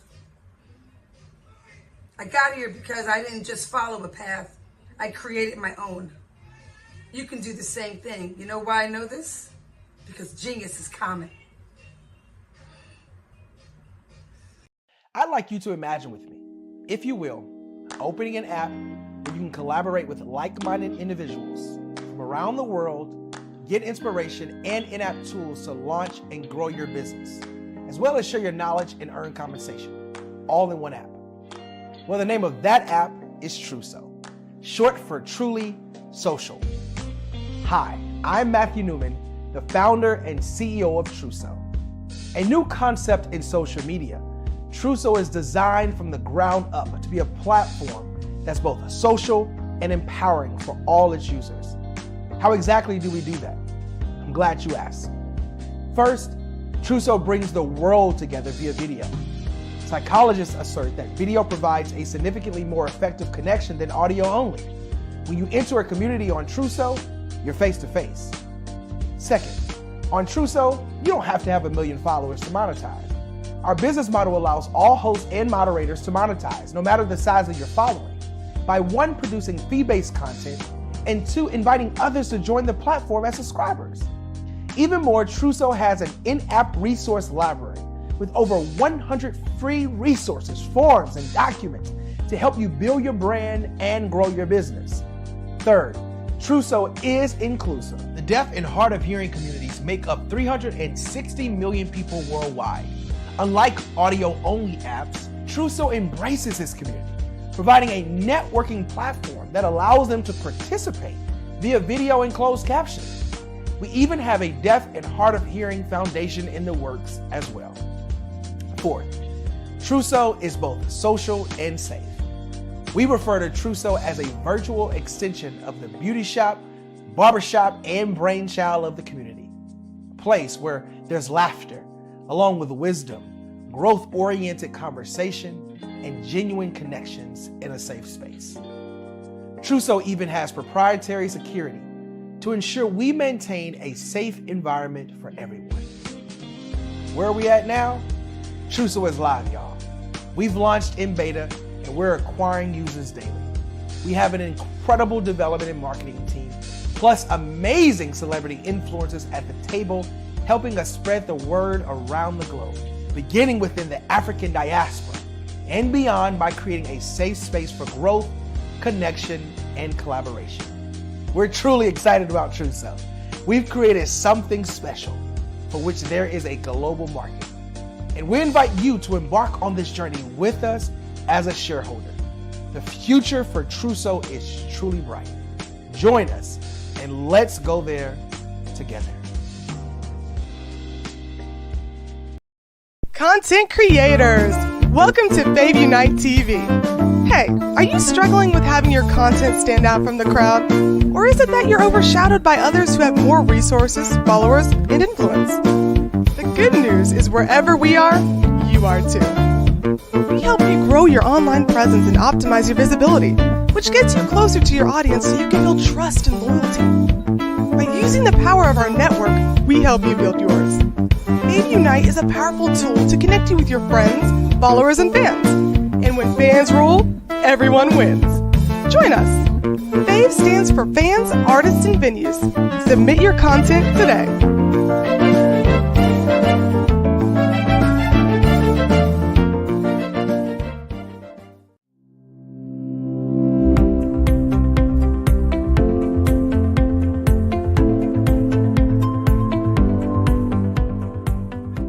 Oregon's it's a beautiful state, and we've talked before this. And I came from California originally, so it's golden hills compared to lush green forest. So it's a beautiful state. It's very beautiful.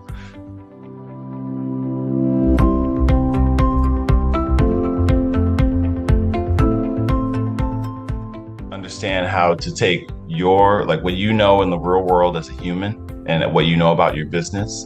And you need to marry that with the algorithm. You need to combine human with machine learning.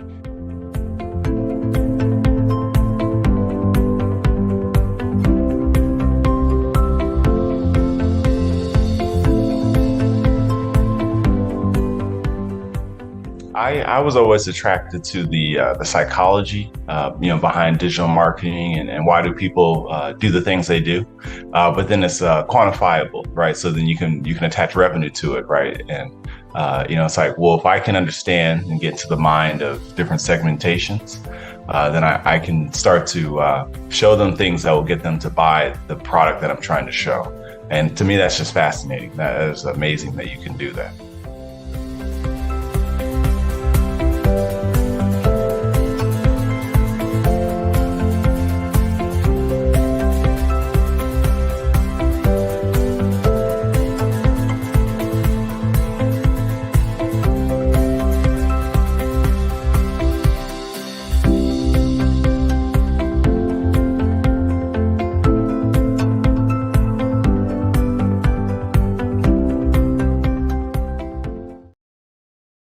Follow the Brand TV broadcast host, Grant McGaugh, as he visits with top executives and entrepreneurs to find out their secrets of success with their personal brand. Follow the Brand TV broadcast host as he focuses on brand development to build better relationships, bring value to your business, relationships, and career. You will enjoy listening to each episode that is tailored to speak to you directly. If you're looking for this type of clarity in terms of building your brand, you have tuned into the right station. Each episode will help you to shape a conversation in the 5-star BDM network of 20,000 professionals and become a springboard for your corporate engagement and business opportunities. Each guest will frame their story in the areas of personal branding, business development, career development, financial empowerment, and technology innovation. Grant McGaugh explains why he is the CEO and owner of his own professional career. Grant is an accomplished business leader and entrepreneur who wants to give back to individuals to grow their personal brand strategy. Tune in as he weaves his story about new possibilities, while to you exceed expectations. If you love storytelling, this show will make for fun. I am Black Business. From the moment I wake until the time I sleep, I am Black Business. I am Black Business. Are you Black Business? I am Black Business. Do you support Black businesses? I support Black Business because I am Black Business. Black Business Expo, one of the largest business showcases in the history of Black business in the world.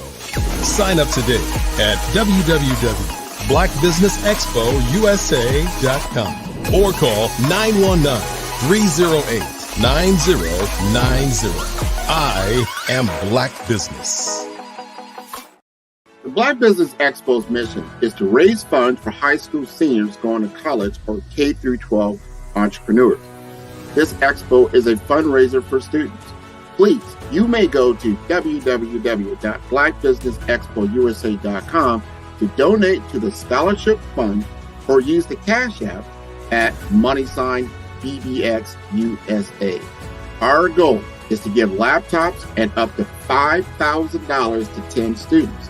Students can register online at www.blackbusinessexpousa.com. Every dollar counts. Please donate to the Black Business Expo USA Scholarship Fund.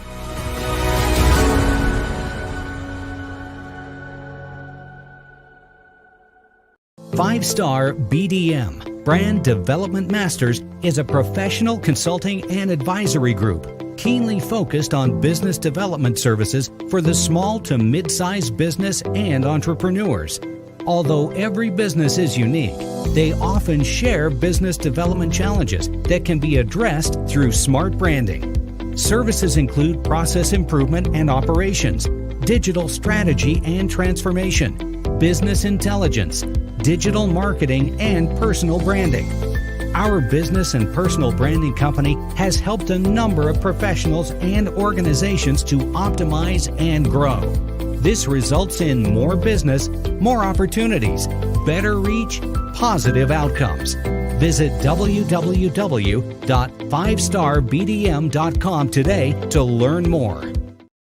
I am from Washington, D.C., but I was raised in Durham, North Carolina. I came to Durham when I was about 5 or 6, and then I traveled back and forth to D.C. because it's where my people are from. One of the unique things about my family is my mother, she's also an artist. She does quilting, and she does a lot of artistic things. And then my son, he draws with both hands, his right hand and his left hand like I do. So that's kind of a family trait. And then my other son, he's a videographer, and my daughter, she works, she's a regional vice president for Sunglasses.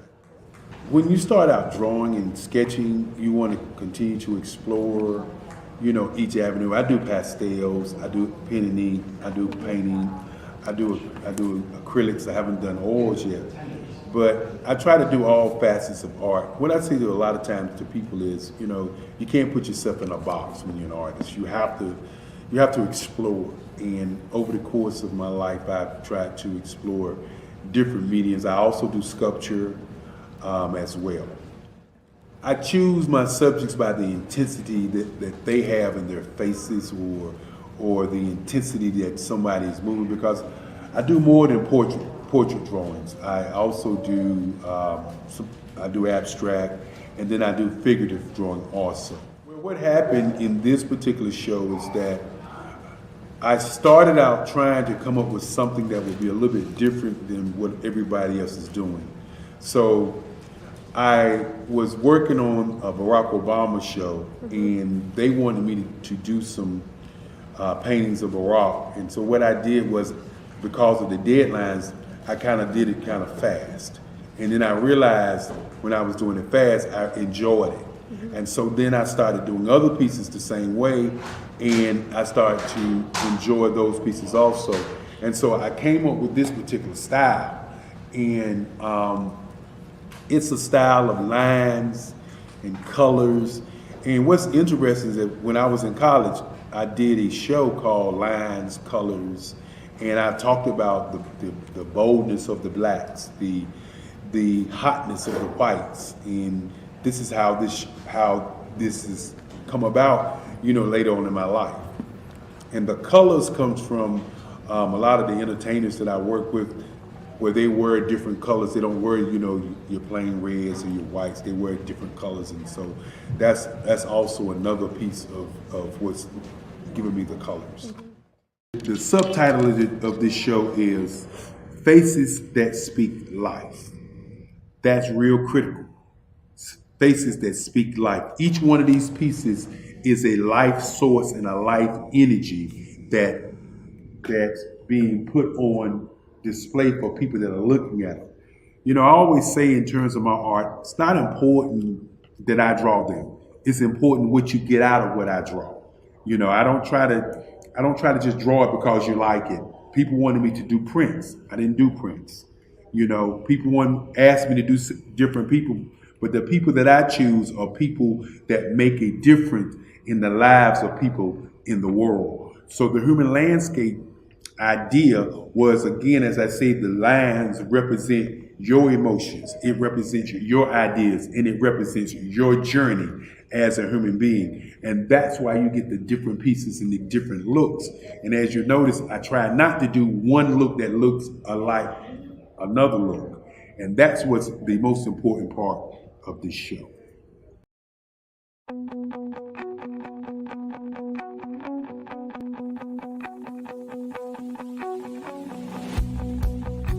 I am Black Business. From the moment I wake until the time I sleep. Yes, I am Black Business. I am Black Business. Tell me, are you Black Business? I am Black Business. Do you support Black businesses? Listen, I support Black business because I am Black Business. Black Business Expo, one of the largest business showcases in the history of Black business in the world. The world! Sign up today at www.blackbusinessexpousa.com or call 919-308-9090. I am Black Business.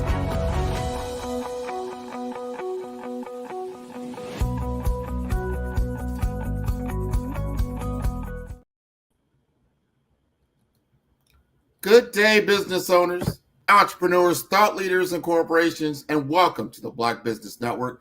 My name is Grant McGaw, CEO of 5-Star BDM and host of the award-winning Follow the Brand podcast and TV series. I am your business moderator for this day on the Black Business Network. The Black Business Network is a 24-hour business network showcasing Black businesses, business owners, entrepreneurs, and thought leaders worldwide. We have speakers from North Carolina, London, Singapore, Africa, Japan, and cities all over the United States. The Black Business Network is a global community sharing its business knowledge to empower, inspire, and educate businesses about business. And our next speaker, Ms. Renee Holtz, is a distinguished creative director, an entrepreneur with over 15 years of expertise in graphic and web design. As the founder of Refined Concepts, LLC, which is based in Washington, D.C., Baltimore area, Renee has consistently driven success in branding, marketing, and advertising campaigns.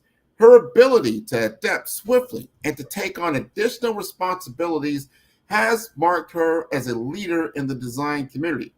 Renee's entrepreneurial spirit extends to her role as a professional speaker, where she shares her insights on business development and design innovation. Her work spans a diverse range of industries from early-stage startups to established businesses and government contracts, showcasing her broad capabilities in creating visual and strategic solutions that resonate with clients. Renee's commitment to excellence is evident in her hands-on approach and dedication to elevating brand identities through innovative design and development practices. Let us welcome Renee Holtz to the Black Business Network.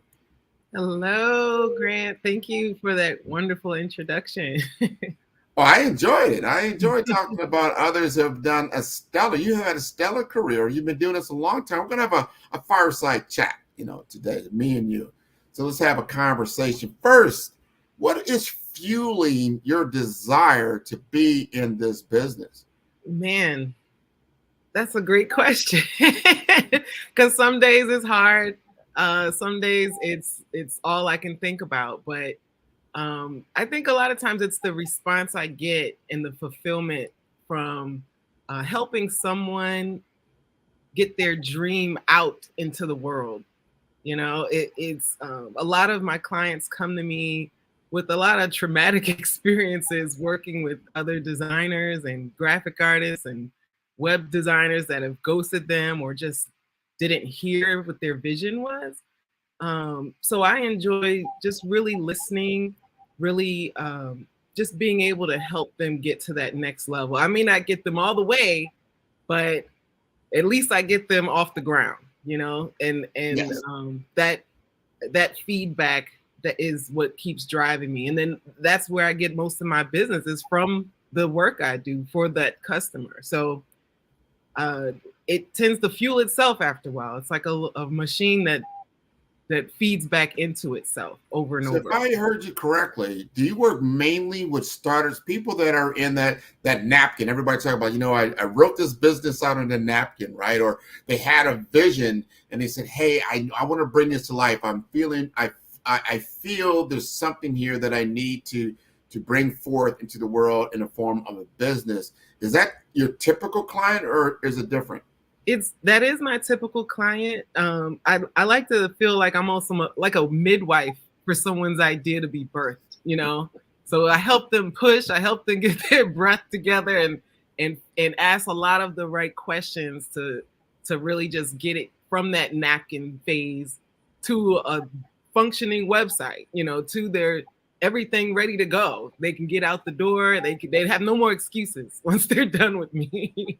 I know what you do is it's difficult because yes, the people like, all I want is a web design. I think it's more or less a commodity. And I guess, you know what, if you want to do it yourself, you can go to some of these design studios and kind of whip something together and throw it together. But it will be just that. It'll be something you threw together.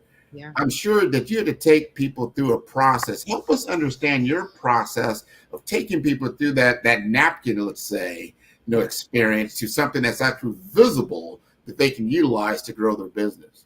And I like that you get it. Yes, there's tons of tools out there where, and I started long before the Canva and all the AI. So I like to be a little more old school, and I tell people, just because you have steak knives in the kitchen doesn't make you a surgeon. It takes years of experience. It takes a lot of training and a lot of failures, to really learn and weed out that process. So what I broke it down for what I do, I love to start with the brand development, and I make a guide. So not only, some people come to me, I just want a logo. It's like, I used to do that back in the day, but it's never just a logo. It's you're constructing a whole universe for a entity for this product. It's not just, I just need a logo.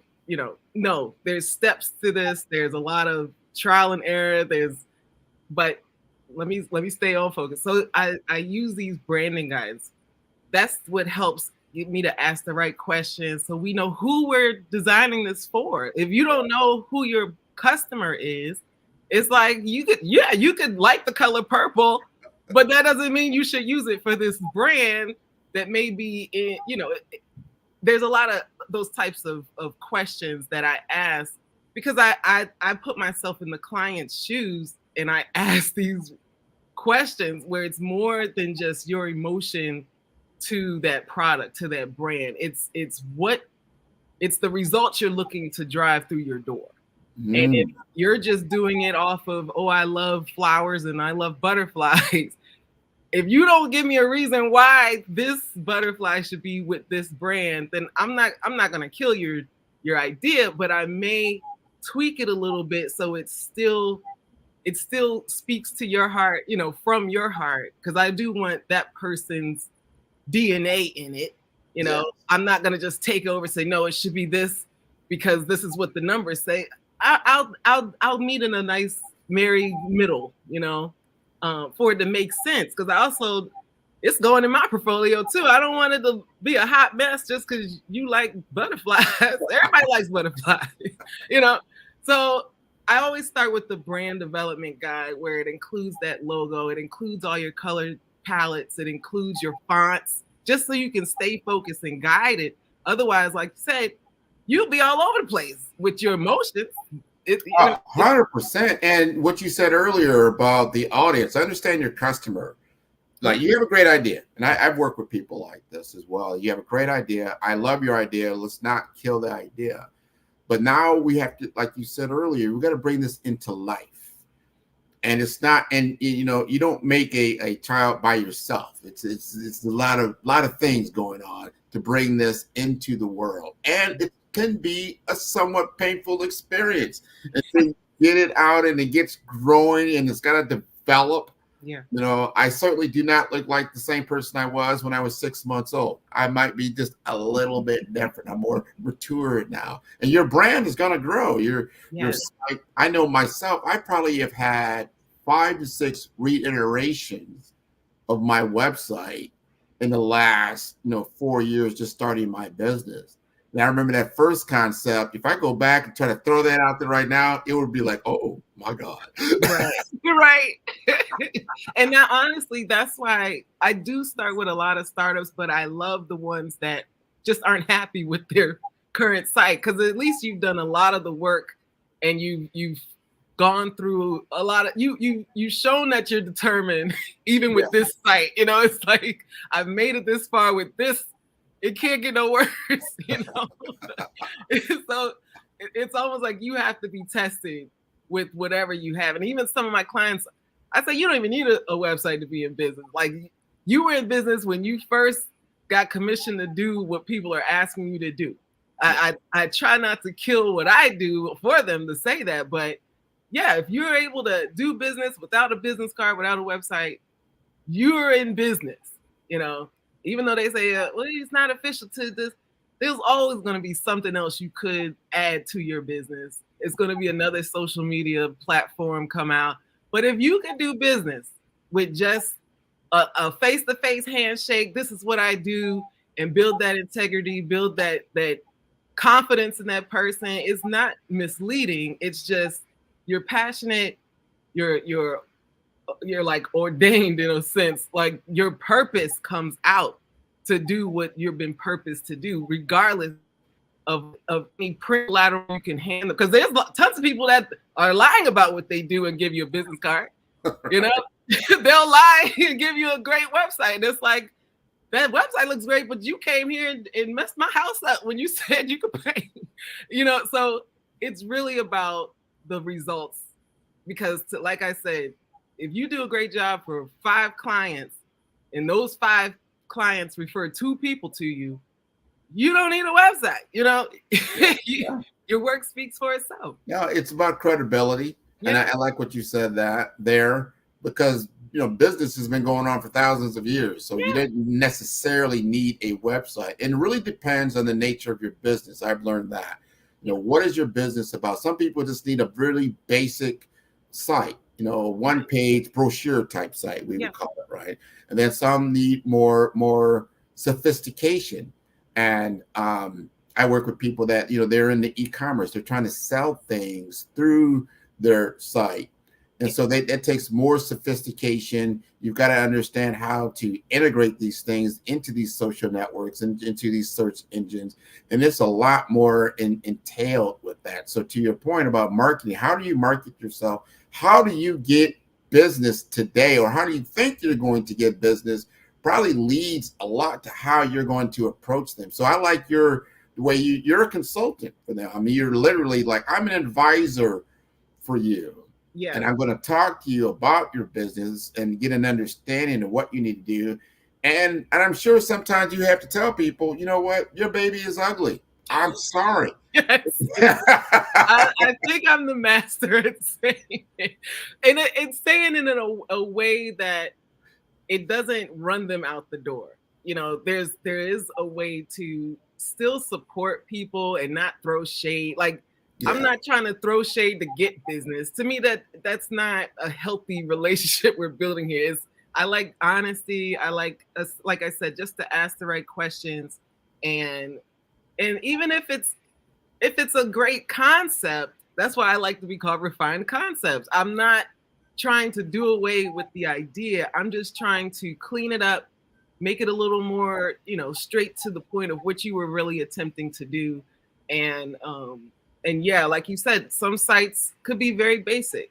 And this is why, like, when I do a proposal after my consultation, my website line items on my proposal are 2 different things. One will be like a basic 5-pager, you know, just to get, like you said, a brochure style site.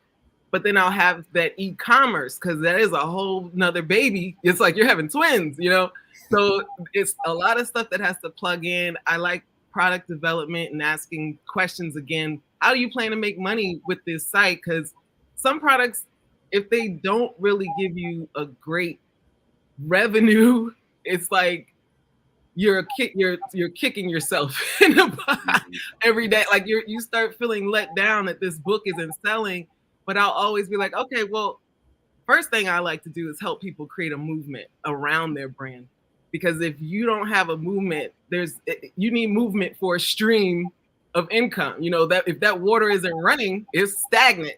It's just sitting there. You're dipping into the same pool of people that are like, another thing, like, what else can I get from, like, come on.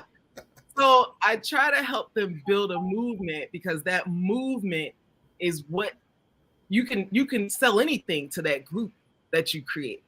And you gotta take yourself out of the limelight, because it's not about you. It's about the people coming through the door. And if you can highlight all those folks, even how this platform is, this is like a movement of people coming through the door, bringing in their social network and learning how to make this a community where ultimately I'm using advertising tactic that I learned back in junior high called bandwagon.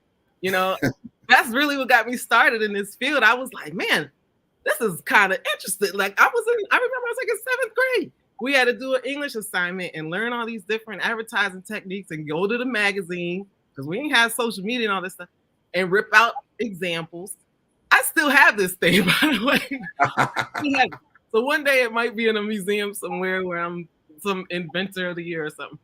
But yeah, I was a kid realizing this is diabolical in a sense. Like, how can you get me to want to do something just because I'm seeing a bunch of people doing it? So I've always brought that with any type of strategy I have. Like, how do you plan to build your own market? It's not just doing the research and saying, okay, we're going to go in this demographic over here and sell. Now we're going to go, how about you build the space that makes them want to show up? Then you can sell them anything at any time. And you want to disrupt that market at least quarterly.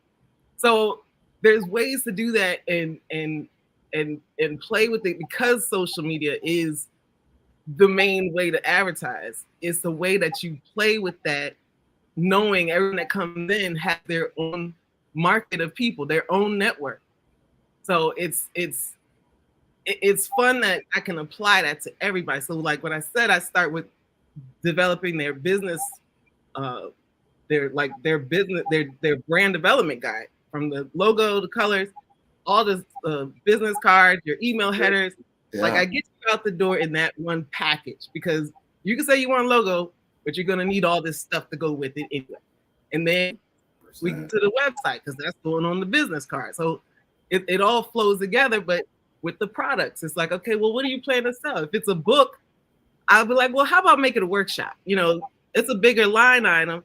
You could get more money with this same book if you create a little bit of a guide behind it, or a week-long something, a 4-week something where people show up in a Zoom. You know, other products. I've helped people get products in the Walmart, like actual products. But before COVID hit, I had started doing these boxes, because I didn't know the lockdown was coming. I was just creating more product, designing the actual box, and then helping people curate their branded products into the box for these workshops. It includes your book or whatever, t-shirt. And then COVID hit. So now I'm like, oh, I did this just in time for a couple of people. One of them now, she done moved out the country because our stuff is so successful.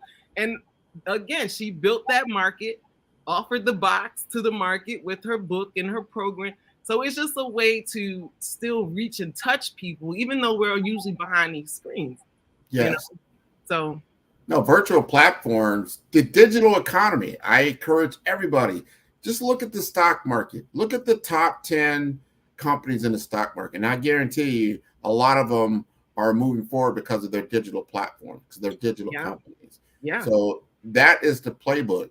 We were talking even last month about, let's take, for instance, the Black Business Network and the model what Facebook used. Facebook was free. I mean, still is free. But they started out social media, just getting people involved, started a movement. But you're saying, like, hey, you come on and have conversations, share information with people. It was a better user interface than MySpace. Even though MySpace had been around much longer, they weren't first to market. But Facebook had a better user interface, and it really took off. And then they realized, wow, I've got all these people on this platform that are tuning in. Now the advertisers want to like, I want to get in on this. And then they made money. Now look at them now. They're probably valued at $1 trillion company. Black Business Network is following that same formula.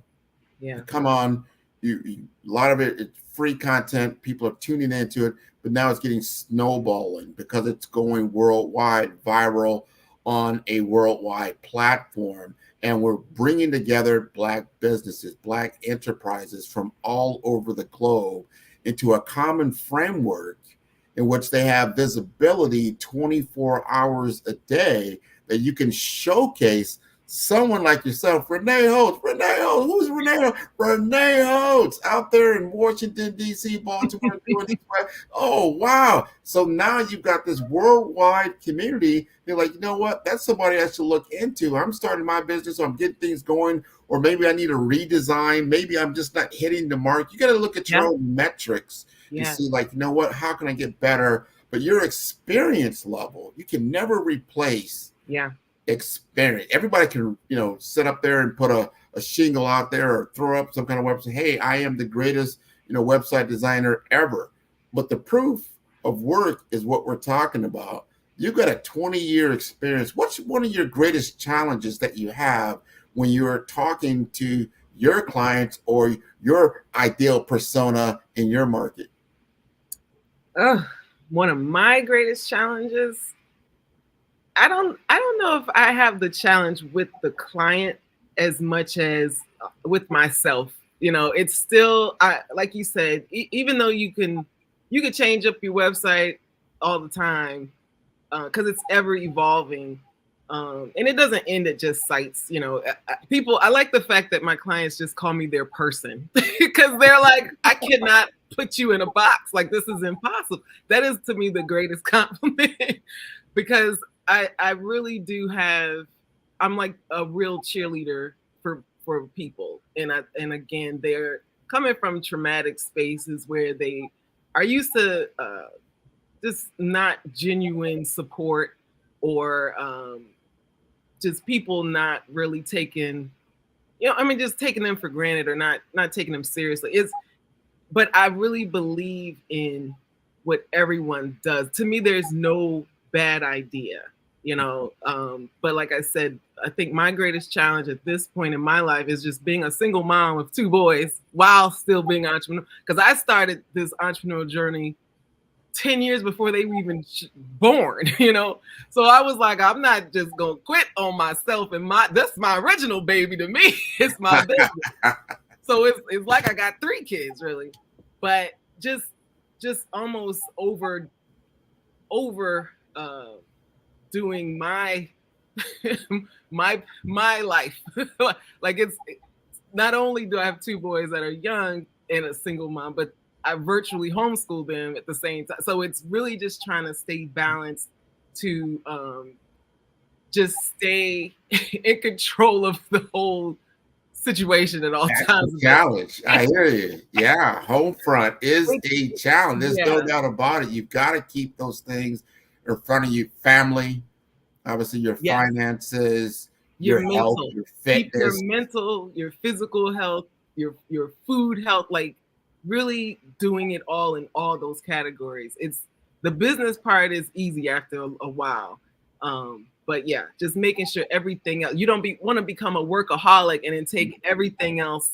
You're not spending time with your kids. You're not eating right. You're just locked away in the office. And that's how your family knows you, is the person in the box. I refuse. I refuse. That's funny.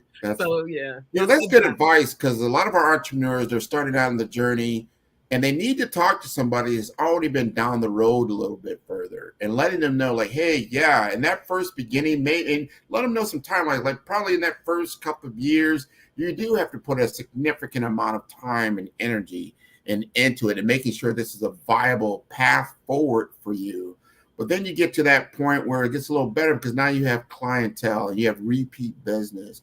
And then you've got a brand out there. And a brand, again, is not what you say about yourself, what other people say about you. Yeah. So you're getting those referrals and those testimonials. So when people are thinking about Renee, oh, no, Renee will get you straight. Because a lot of people have those horror stories. They go out there and they use certain people. They look at it like, oh, well, you know what? This one only costs $500. So I'm going to do that. Like, well, you got $500 worth of, of design work. Yeah. And realistically, someone that knows the business, and you've been doing this, 2 decades now?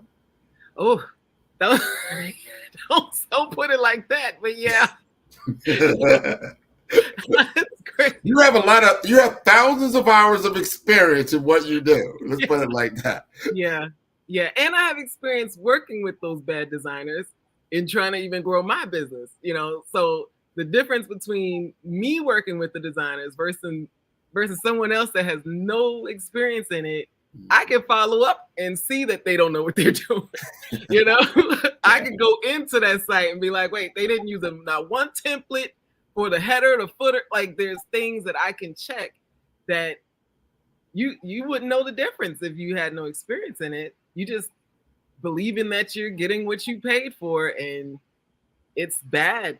It's really I've bad. seen some really bad projects out there. Like you said, people don't know. You don't know what you don't know. Do you do brand audits or like website audits for people? Yeah, I mean, that to me is the initial phase. If they already have a site, then yeah, I'm gonna look through to see what's what, because that's where start of my questions come. You know, like, well, where this button supposed to go? It's not doing anything, or you know.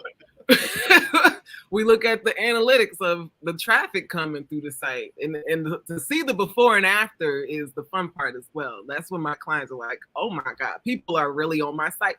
And then there's putting in place ways to still capture the visitors, where if they didn't purchase, you at least have an opportunity to sell to them again.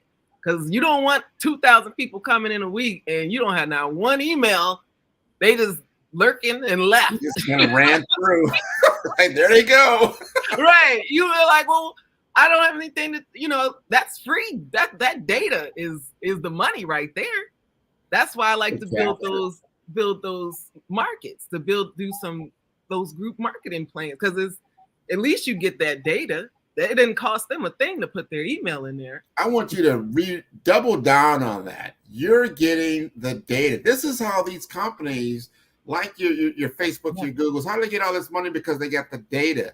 The data. You're building a mechanism to where you get data, you get insights. Yeah. So you've got to clean. And I'm guilty of that. When I first started out, I was like, oh, what do you mean get data? Well, I don't care who comes to the site. Like, yeah, you do. Yeah, you and do. Then are you putting together things within your site for people to like, oh yes, I do want that free ebook. You know what? I do want to go to that webinar or that event. So I'm getting that email from them, phone number, whatever it is. So you have the permission to then retarget them. And I had to learn that, you know, like, oh yeah, this is how things are getting done. But know how these $1 trillion companies are getting $1 trillion is a great playbook. And this whole digital economy, which is getting bigger and bigger and bigger, where most business is being done in a digital platform. Yeah. When was the last time I walked into a bank and wrote a check? I'm like, who does that? You know? My dad. It's so bad. I just got him using Zelle. Like, I was like, Dad, this is unsafe. You're walking around with cash. This is not good. Exactly. Yeah. Exactly. I think it cuts down on the crime. Like, you don't hear about mugging. Right. You're like, hey, you know, give me all your money. Like, I don't have any money. Like, you know, you want to go to the ATM? What are we going to do here? Money? You mean my Cash App? What? I don't know. Yeah. And life has changed, and we need to change with it. As we move forward, how business is done in 2024, and it's so much easier. Like, so, you know, think about a startup cost of a business, you know, 25, 30 years ago, what all you had to do just to hang your shingle outside your business. Now, if you can get an LLC or something like that started in most states, probably like $200 or $300. Yeah. Now, I always advise my clients as well, is that not only do that, but then get your URL. Yeah. But that's why at that point, you need to be talking to Renee, because you don't want to just get any old URL, because it's like that's not going to resonate in the market that you're trying to penetrate with your clients. So you need to own the right URL. You need to understand the right business name, or maybe you get a business name, but then you have these subtitles or sub company names underneath it. I can't think of the exact term for it at all. Do you have those conversations with people? Yeah, you mean like doing a DBA or? Yes, exactly. Yeah, and sometimes even with the URL, clients don't see how words together can look like other words. So it's like, well, and that's again where I'm not trying to kill your dream. It's just I'm showing you through the customer's lenses what they would see if they saw these words together. They may spell something offensive, and you're like, oh, I didn't mean to say that. It's like, yeah, let's do something else. Like, and a lot of times I'll just go, even on the first consultation, I'll just be searching for the URLs that are available. Did you buy this? Is this, or they may have bought something and don't even remember buying it. And it's like, well, we can see who owns it depending on how you did your, if it's a privacy type setup on the URL. So even that, just helping them through those steps, to me, that's a part of the process for me. So it's not like I'm charging for every little thing, everything. It's just a part of. Oh, you need the foundation. That is it's like your address of your home that you live in. If you don't have the right address, no one's going to find. One's going to pull up to where you're at. You're not going to come up and search. There's a lot of things you can't just throw up. Just throw it out there and expect it to stick. There is a science and a methodology to these things. And if you don't get involved with someone like yourself early in the game,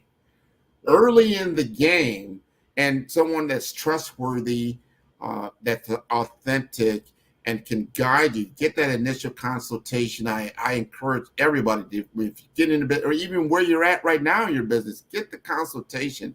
Like, hey, Renee, come look at what I got here.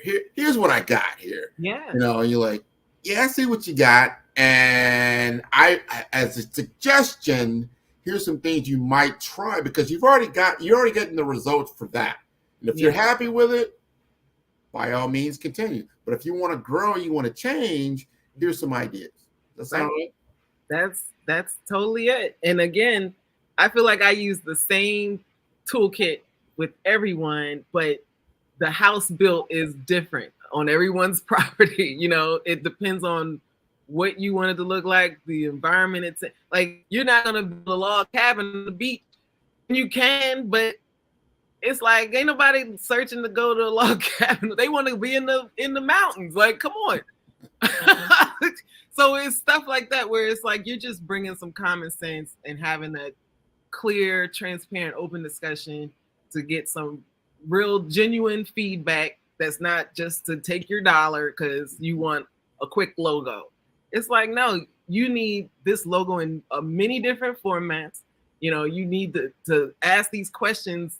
Even in that process, it's the same, like I said, the same toolkit with the brand development, the website, the product development, the workshop development. Everyone's doing this. You need that digital product. You need all this.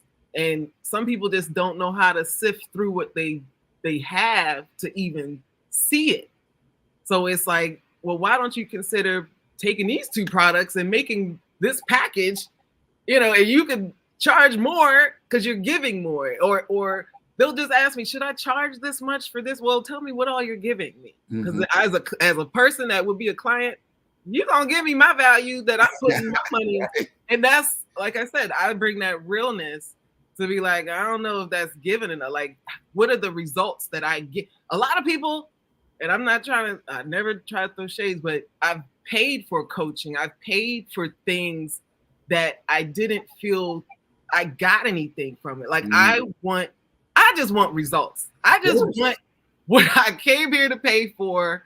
And if you're just going to give me a lot of fluff or be this yes man type thing, I don't feel like I'm learning anything. I feel like you got more than I got. Like, what? Yeah. You got my money and I got what? Yeah. I got this learning experience that I had everything Not I needed. to use you. No, but then that's a very important thing. And earlier in the week, I was talking about this, that people don't want to buy your product or service. They want to buy the results. Yeah. They want the result. They want to see, like, all right, if you got to that point, that means they hopefully there's some due diligence and they saw like, oh wow, I see what you did for someone else. I want something similar for me.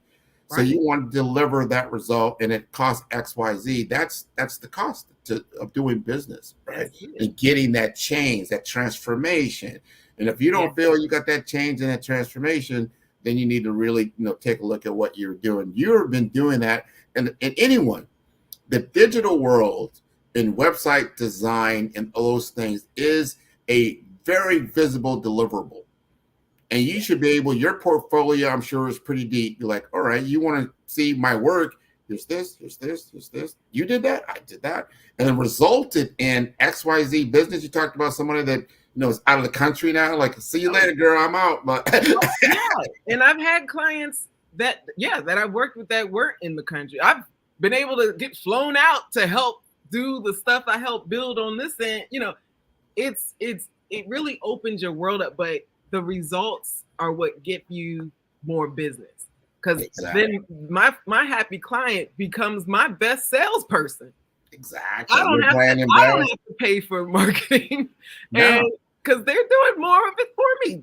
They're so excited about what they have that they like I said, I'm their person now. They're like, I will recommend you to anybody because of the integrity. That's also very valuable. I'm not here to just take some money and then you don't have access to me anymore. When I get you into my system, you're gonna have to leave the system to not work with me. Like I use Basecamp. Yes. And that's just a part of my process. Like we'll have a consultation. After the consultation, I'll do my proposal and I put a whole bunch of to-dos, just step by step of what you need to do next when you're ready to start moving forward. There you go. And now you already in Basecamp. You can see the to-dos. You can do those to-dos at your speed. I'm not here to chase anybody down. I got enough work to do. I'm helping you out. Why would I chase you? Right. If I have to chase you, then you already tell me you may not be a good fit. Right. If I don't have the business that already keep me occupied, that's why I'm chasing you. But I have the business.